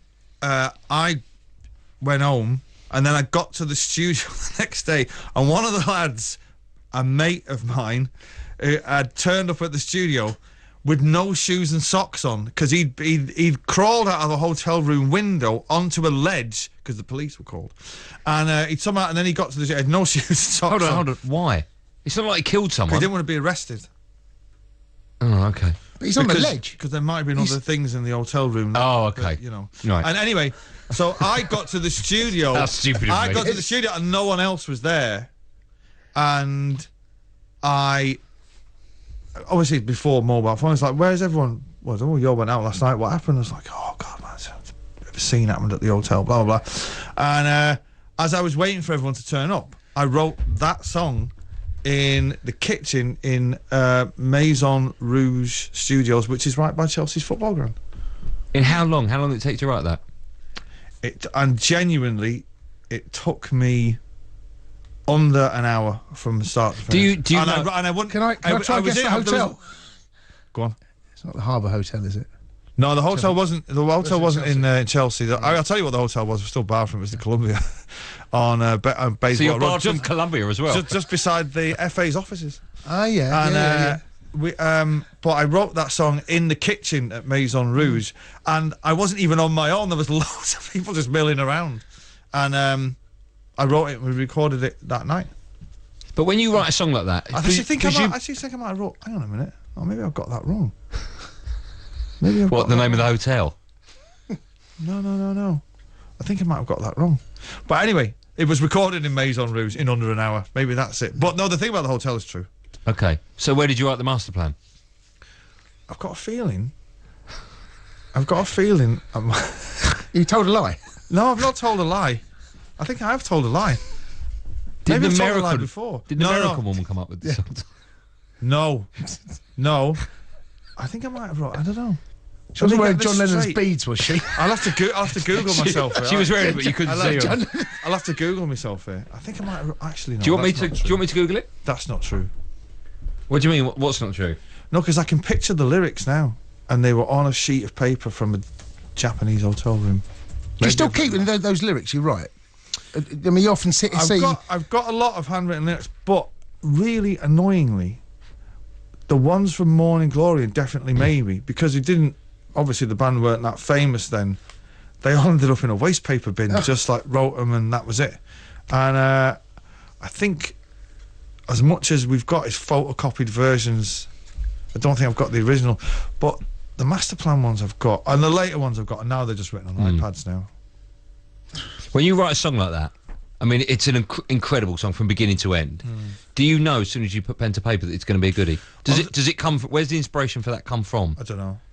The ones that you write in one go are usually the famous ones. So, and when that happens, you usually think it's coming from somewhere else, because I haven't really tried to write this song. So, it's so there was that. Live Forever was quite quick. Acquiesce came all in one go. The Dying of the Light off the last record, or What a Life, came quite quick. What's the quickest you've ever written a song? I think Live Forever's got a rank as one of the quickest. I think probably the length of the song. I think I just it came in one go. I actually wrote a bit of it while I was walking around the flat in Manchester, in India House. But it depends. Some songs, like Rock and Roll Star, took months to write. Couldn't get it right. I was kind of working on it for ages. And then some just, bang, they're there and that's it. I've just been told in my ear that according to the website, you wrote the master plan in the hotel room of a Japanese hotel room. Oh, see, maybe it was the hotel room. Maybe we got kicked out of a Japanese hotel room. In Colombia. I gotta say, man, the 90s were crazy. A lot of people have tweeted me saying, why don't you ever write an autobiography? Is it impossible for you? No, I've been offered to do it. A couple of friends of mine, Johnny Marr, for instance, has got an autobiography coming out. I'm saying to him, where do you start? Don't say at the beginning, like, how do you, and he's kind of saying it's the hardest thing he's ever done to kind of commit to it, and then, to kind of get, I don't know, I barely read books, far less write them. And I think for it to be even remotely real, you'd have to write it yourself in your own words. And to be quite honest, that just takes... How brutally honest could you be? Because I'd be honest. Because people would want that, and there's all sorts of stuff that's gone on. Obviously, your brother stuff. That would have to be. Yeah, if I was, and all, right? Yeah, if I was, which is probably why I've always shied away from doing it, because you're kind of either gonna put it all out there, or you're gonna write, a lesser version of. But I'm not. I've been offered a lot of money to do one, and to be honest, I'm only like pushing 50. You know what I mean? I could be like Rooney and write 3 by the age I'm 60 or something. You say that's a fair point. That you say pushing 50, but some people have mistaken you for a famous 70-year-old before, haven't they? I was in a taxi once, right? In Hollywood in Los Angeles, and how long ago is this? Because you're 49 now. Okay, this is during the making of Don't Believe the Truth, or maybe the last Oasis album. So it's 2005. So it's relative. So it's 10 years ago. Yeah. And I'm in a taxi. So you're proper young. You're 38, something like that. You're 11. So I'm 40. Yeah, I'm 39. I'm not even 40. Okay. And I'm chatting away to my mate, and we're talking about music. And the taxi driver said, "Do you mind me? Are you British?" And I said, "Yeah." And he said, "You're in the music business?" And I said, "Yeah." And he said, "Do I know you?" And I went, "Probably." Here we go. Well, maybe. You're gonna beat that. Ring any bells, mate? And he said, "Are you Paul McCartney?" And I went, "Paul McCartney's 70 years old." He went, "You're not Paul McCartney?" I went, "Paul McCartney's 70 years old. 39. I got back to the hotel room and I thought, I'm going to have to put a pack Botox. and a pack smoking in. You tip him? Yeah, have you got any broccoli? Yeah. More from Noel Gallagher. We've only got half an hour left, would you believe? More from Noel in just a moment.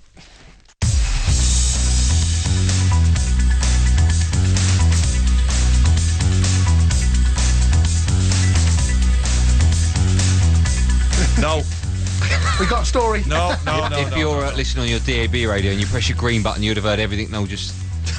No, you wouldn't have done. We've got a half hour left. You are listening to the Sports Bar on Talksport, the world's biggest sports radio station, home of live football. Still to come on our show, more from Noel Gallagher. It says here we're going to talk football. I don't think we're going to talk football. We'll just carry on talking nonsense. Any question? Now is the time. Do you want to take some calls as well? Yeah. Yeah? Yeah. 08717 223344. Get Keith on. We want Keith. Can we speak to Keith? Okay, I'll call in. Yeah, would he? Would you speak to him? What? Would you speak to Liam if you phoned up? I don't know. When was the last time you spoke to him? When City won the league against West Ham. All right. Yeah. Do you want him? What? I'd rather not.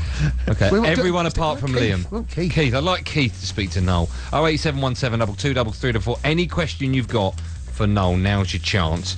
Don't miss Alan Brazil's Sports Breakfast Show this morning from 6, when Alan will be joined by Ray Parlour. The pair will be talking to the Hull midfielder Jake Livermore, Stoke goalkeeper Shay Given, and the former Spurs boss Harry Redknapp. You know, Ray Parlour's got a brother who drives a black cab, who's he's like the double of him.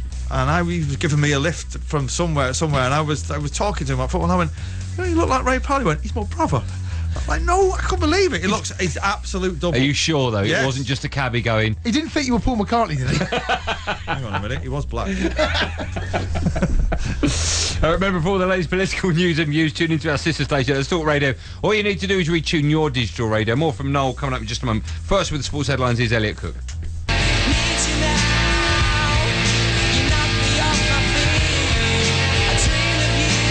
Noel Gallagher's here for 26 more minutes. So I think I've opened up a can of worms by saying you can phone up and ask a question. But he's here. Got a good story about this song. All right. Slide away, yeah? Yeah, when we were recording Definitely Maybe in Wales, at the time we were recording it, I think I only had 2 guitars. And I've been friends with Johnny Marr for a long time, since before the band got signed. And I called him and said, send us some guitars down. I've only got like a couple. And he sent me this Gibson Les Paul that he'd got off Pete Townsend. And can you just explain to people like myself and Joe that don't know about guitars? I was going to say who Pete Townsend is. Well, if anybody, all right, a Les Paul is like Jimmy Page is famed for playing them. Why could you play? It's like it's an iconic guitar. Anyway, is it like the Pele of guitars? No, but it's one of the iconic guitars. And he does World Cup boots. That's pretty much. Okay. And he sent me this guitar, and I opened it, and it was like the scene from Pulp Fiction. Pulp Fiction. I was like, oh. And I took this guitar out, and I picked it up, and I wrote that song immediately. Wow. And ever since that day, I've kind of believed that certain guitars have songs in them. You know what I mean? And sometimes if I'm at home and I've got a couple of guitars and I haven't written anything for ages, I'll pack them up and send them back to the lockup and get another guitar out that I haven't played for a while, and something will happen. And does it work? It does work.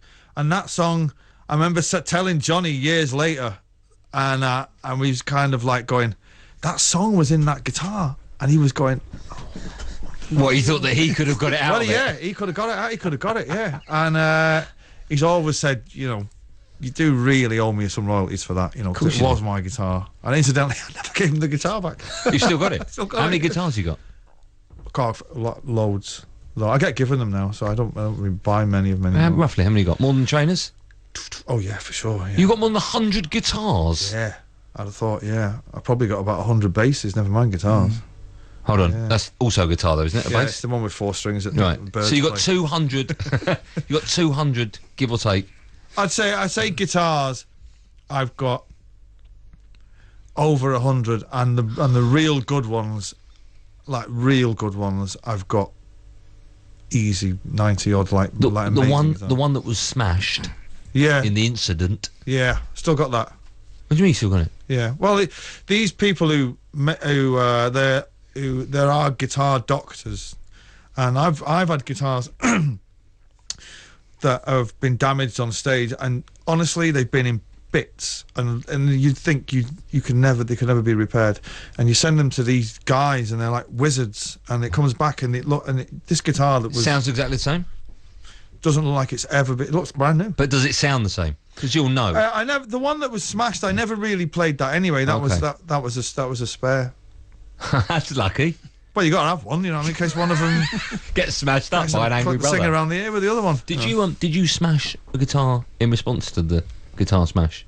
It wasn't in response to that. The one Liam smashed up was in response to the one that I smashed up. Oh, you smashed first? Yeah. Well, he threw it at me, you see.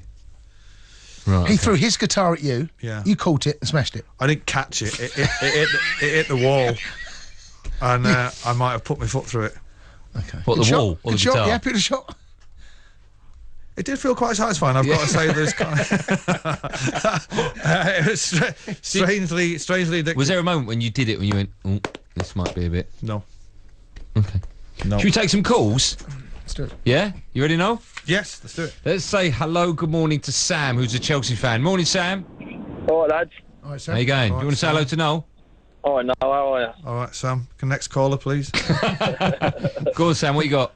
I just wanted to ask Noel whether his worst gig he ever done was, because I went to one of your last gigs at Bournemouth. It was in the PIC Centre, and that was pretty bad. Yeah. No, I remember you giving a crowd load saying how poor they were. So was I? I just wanted. Yeah. There's one that stands out for me, which was in Wembley Stadium in 2001, which is on the Standing on the Shoulder Giants tour. It was a dreadful gig. Unfortunately for us, it was the one that happened to be filmed and recorded for an album, which came out, and it was awful night. Why was it so bad? Because you've been drinking. Yeah, well, I hadn't. Somebody else had been out all night with Sporty Spice, which wasn't very rock and roll of him. But who had been out with Sporty Spice? Well, who do you think? Well, it wasn't me. Geezer with a bowler hat. He wasn't wearing a bowler hat at the time. Oh, okay. He would have been wearing a hat. Was he wearing beads? Buckethead. It was a dreadful night. A dreadful night. Do you know? You can see it. It's on DVD. Yeah. You can buy it. How bad was he? Did you think? Oh my God! He was plastered. It didn't seem too bad before he went on. Do you know what I mean? I didn't kind of really think, oh wow, this is going to be dreadful. It's kind of. And do you know within the first song that it's not going to work? I can't. I'm not. I'd have to watch it back again. But there's a funny bit in it where he clearly hammered and not got a clue what's going on, and he comes up to me while I'm manfully trying to sing, and he whispers in my ear, "You've been drinking." The 78,000 people are like virtually arms folded. Like, they know as well. Then it's not good. If they didn't know, then they were on some mad synthetic drug that I've yet to discover, because it was awful, and it's a pretty funny moment. Like, you've been drinking. I don't think so. Let's speak to Dan. He's a Man United fan. Dan, good morning. Morning. How are you? Yeah, good. Say hello to Noel. Hi, Noel. How are you doing, mate? Whatever. Go on, Dan. What you got? Noel's double-barrel question is, so first part is, what song would you pick that would define your life, and then what song would you pick that would define Liam's life? Good question. Thanks, Dan. Okay. Well, let me ask you a question, Dan. Okay, still there, yeah. Yeah. What are you doing supporting Man United when you're clearly from Wales? Oh, mate. Okay, next call. Is the same answer as he's got over here, Goldstein. Some nonsense about his dad taking a photograph. What song would define my life? I think What a Life off the first High Flying Birds album, because that's what I feel about it. What would define Liam's rock and roll star? Probably. Yeah. Okay. An honest answer. Alex is an Everton fan. Alex, good morning. Morning. How are we doing? Good, thanks. Hello to Noel. Noel, how are you? All right, mate. Going back to that other question before, I was at the gig in Manchester when you had the Power Cup. Now, we loved it, but I don't think you had a great gig that night. No, it was... Oh, what a night. And so we're playing Heaton Park 3 nights. It's huge, enormous gig. And I think it's our first gig back for ages. And we go on stage and go into the first song, and there's a complete power cut. The generators, all the PA goes down, everything. So we have to go off stage, and there's lots of shouting. Not by anybody in the band. Everyone's quite calm about it. It happens. The main generator gone on. So we go back out on stage after about 10 minutes, and go into the same song. The generator goes down again. So there's people on the side of the stage saying, don't leave someone comes up and says, don't leave the stage, whatever you do, because if people see you leave. So we have to sit out on the stage, so there's silence from the stage, and then in the end we get, you've got to leave, the generator's gone down, this is like, so we go backstage, and the promoters in the dressing room, it's getting quite heavy. Our management are going mental, and the promoter's saying, right, look, don't worry about it, we'll refund everybody's money, for the gig if the gig doesn't happen. So I'm like, okay, wow, I'm gutted, because we waited 4 years to come back and blah blah and all that. And then so we say, right, is the generator going to go off again? And the promoter's going, we don't know, there's a fault with it, it might stay on, it might go off.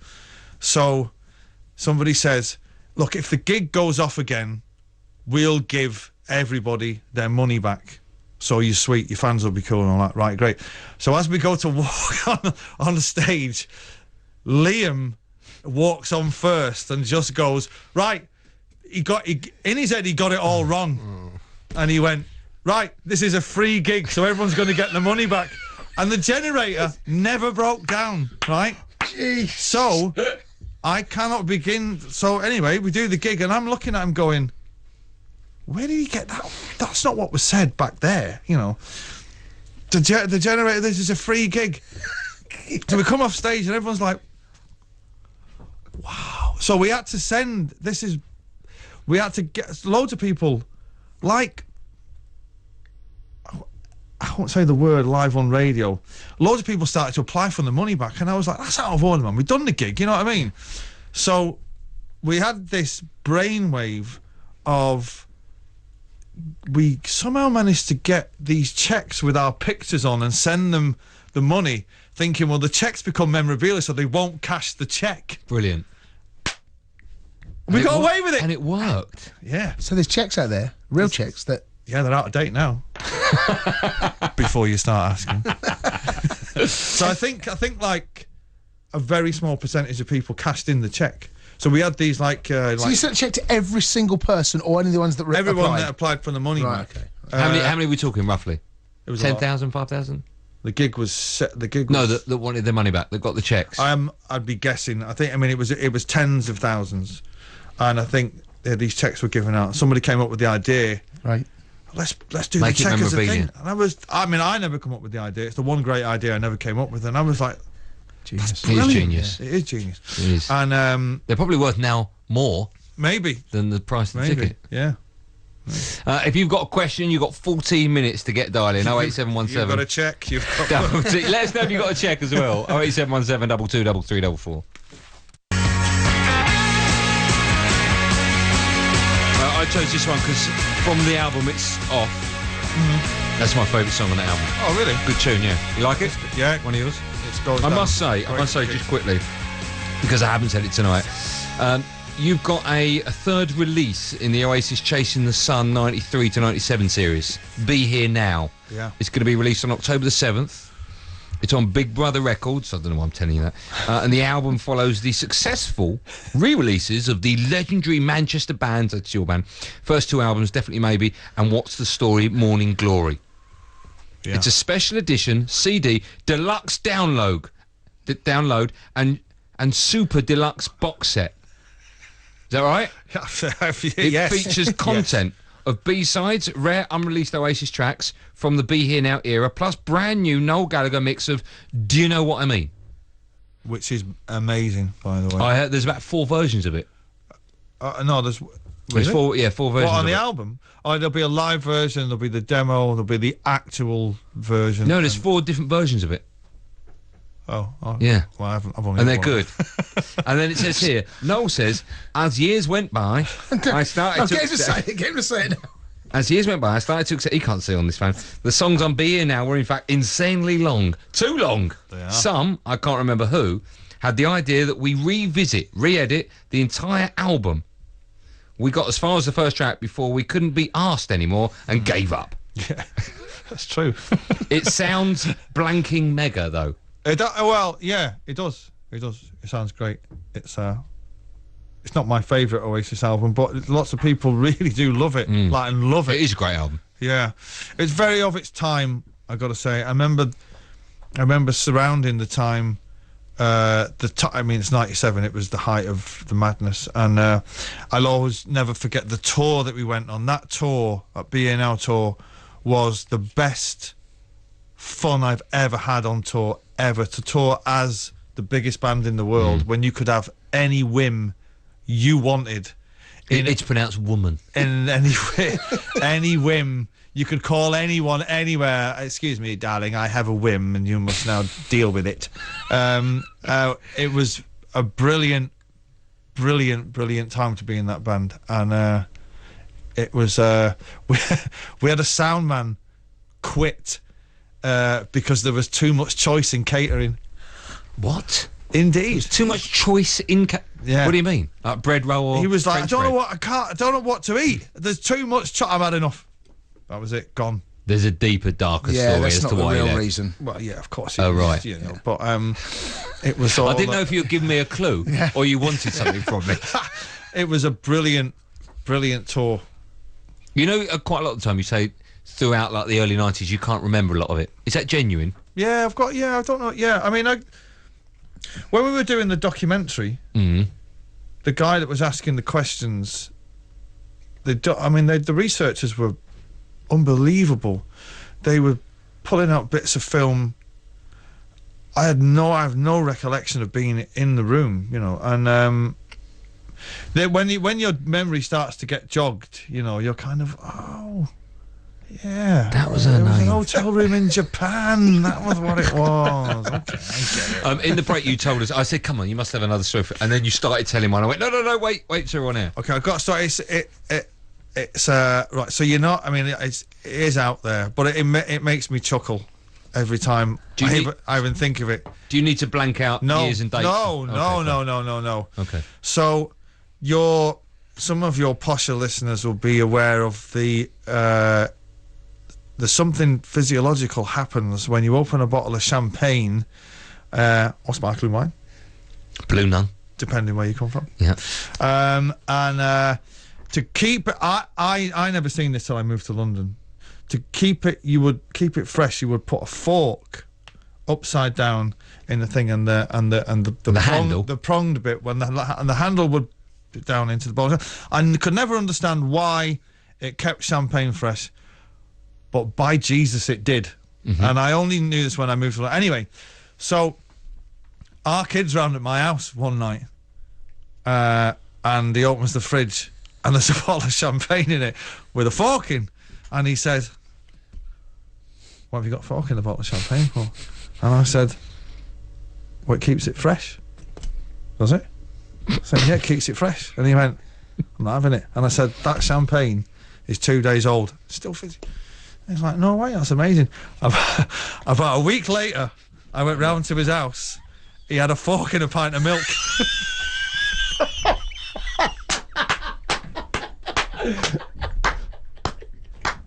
I've not even embellished that. That's a proper true story. Was it fresh? The milk? Oh, it's gone off. Taste something. It's 2 days. It was like cheese. Do you tell him? What? Do you tell him or just leave it No. there? I didn't tell him. He still does it, probably. He puts it in a petrol tank of his car and all sorts. Yeah, that's a true story. Our time is nearly up, sadly. We've got about 2 minutes left. What now for you? You've got 3 or 4 gigs left? I've got 4 gigs. Where are they? Tell me where they are. Right, let me think. You got one in Brixton? Swansea, Dublin, Port Meriam, and Brixton Academy. And then that's it. I've got nothing. And what are you going to do with yourself? No, I'll probably carry on writing, but I don't know. I'm planning on watching. I've really missed the last 2 seasons of football. I mean, I've been back and been to games and all that. So I'll get the next 2 seasons, I reckon, sitting at home. And I moved into a new house in January. I've barely been there. You know, I've kind of don't even know what's in half of the rooms. What, man cave? The Adidas trainers. I'm not going to do anything. I'm noodling away in the studio making this record. I'm not really fussed about when that's going to come out. But I'm not going to do nothing at all. Just take some time off. I mean, 2 years, 17 months on the road nearly, and then about a year making a record before that. It's a long time out of your life, and you know, my kids are getting older and all that, so I'm probably going to kick it in the head for a bit. You can do the school run. You can't drive, can you? Of course. No, I don't. I'd rarely. School run. It takes place at 8 in the morning. I'm just like, I'm not getting. You're getting in, aren't you? No, not for that. No, I do go to things at the school, but I'd rather not. Do you still have kids come around your house to play with your kids? They're around today. And then the dads you don't know. All right, they turn up and have a conversation. Have you made friends with dads? Yeah. This house I've been in, I've not been there, but I've. Do you do dad's race on the sports day? I've never done a dad's race, no, and I don't intend to either. Don't want to pull a hammy. In lane 2, it's Noel Gallagher. Dads... See, what I find, when I do go to school, it's like when you see a dad with, you know, the baby in the rucksack, in the front rucksack. What are they called? I know what you mean, yeah. You know, I just think, what are you doing? What are you doing? Yeah, but, you know... You're letting us all down here, mate. If my missus, when my kids were like babies, I was like, if my missus see you doing that, I'll have to expect you to do on your bike, mate. What are you doing? Yeah, I like the, you know, kids in the playground with Chelsea baseball caps. I like knocking them off. Yeah. You know. Still. Thank you so much for coming. It's been our pleasure. It really has been brilliant. Loads of people have tweeted me throughout the show going, I miss bits. Well, more for you. But more importantly, you can go to the website talksport.com and listen again. Or, of course, we'll put this all out on SoundCloud, and we'll put a podcast up as well on iTunes under, of course, Andy Goldstein's Sports Bar Best Bits. Me and the Fun Boy back tonight. Transfer window. From 10 when the window slams closed. It's shot 11 o'clock? Tonight? I think it's 11 o'clock, yeah. I'm going to think there's going to be... We haven't got time to talk. A lot of business going on. There is. Know you're a star. Thanks for listening. We'll see you tonight. Bye.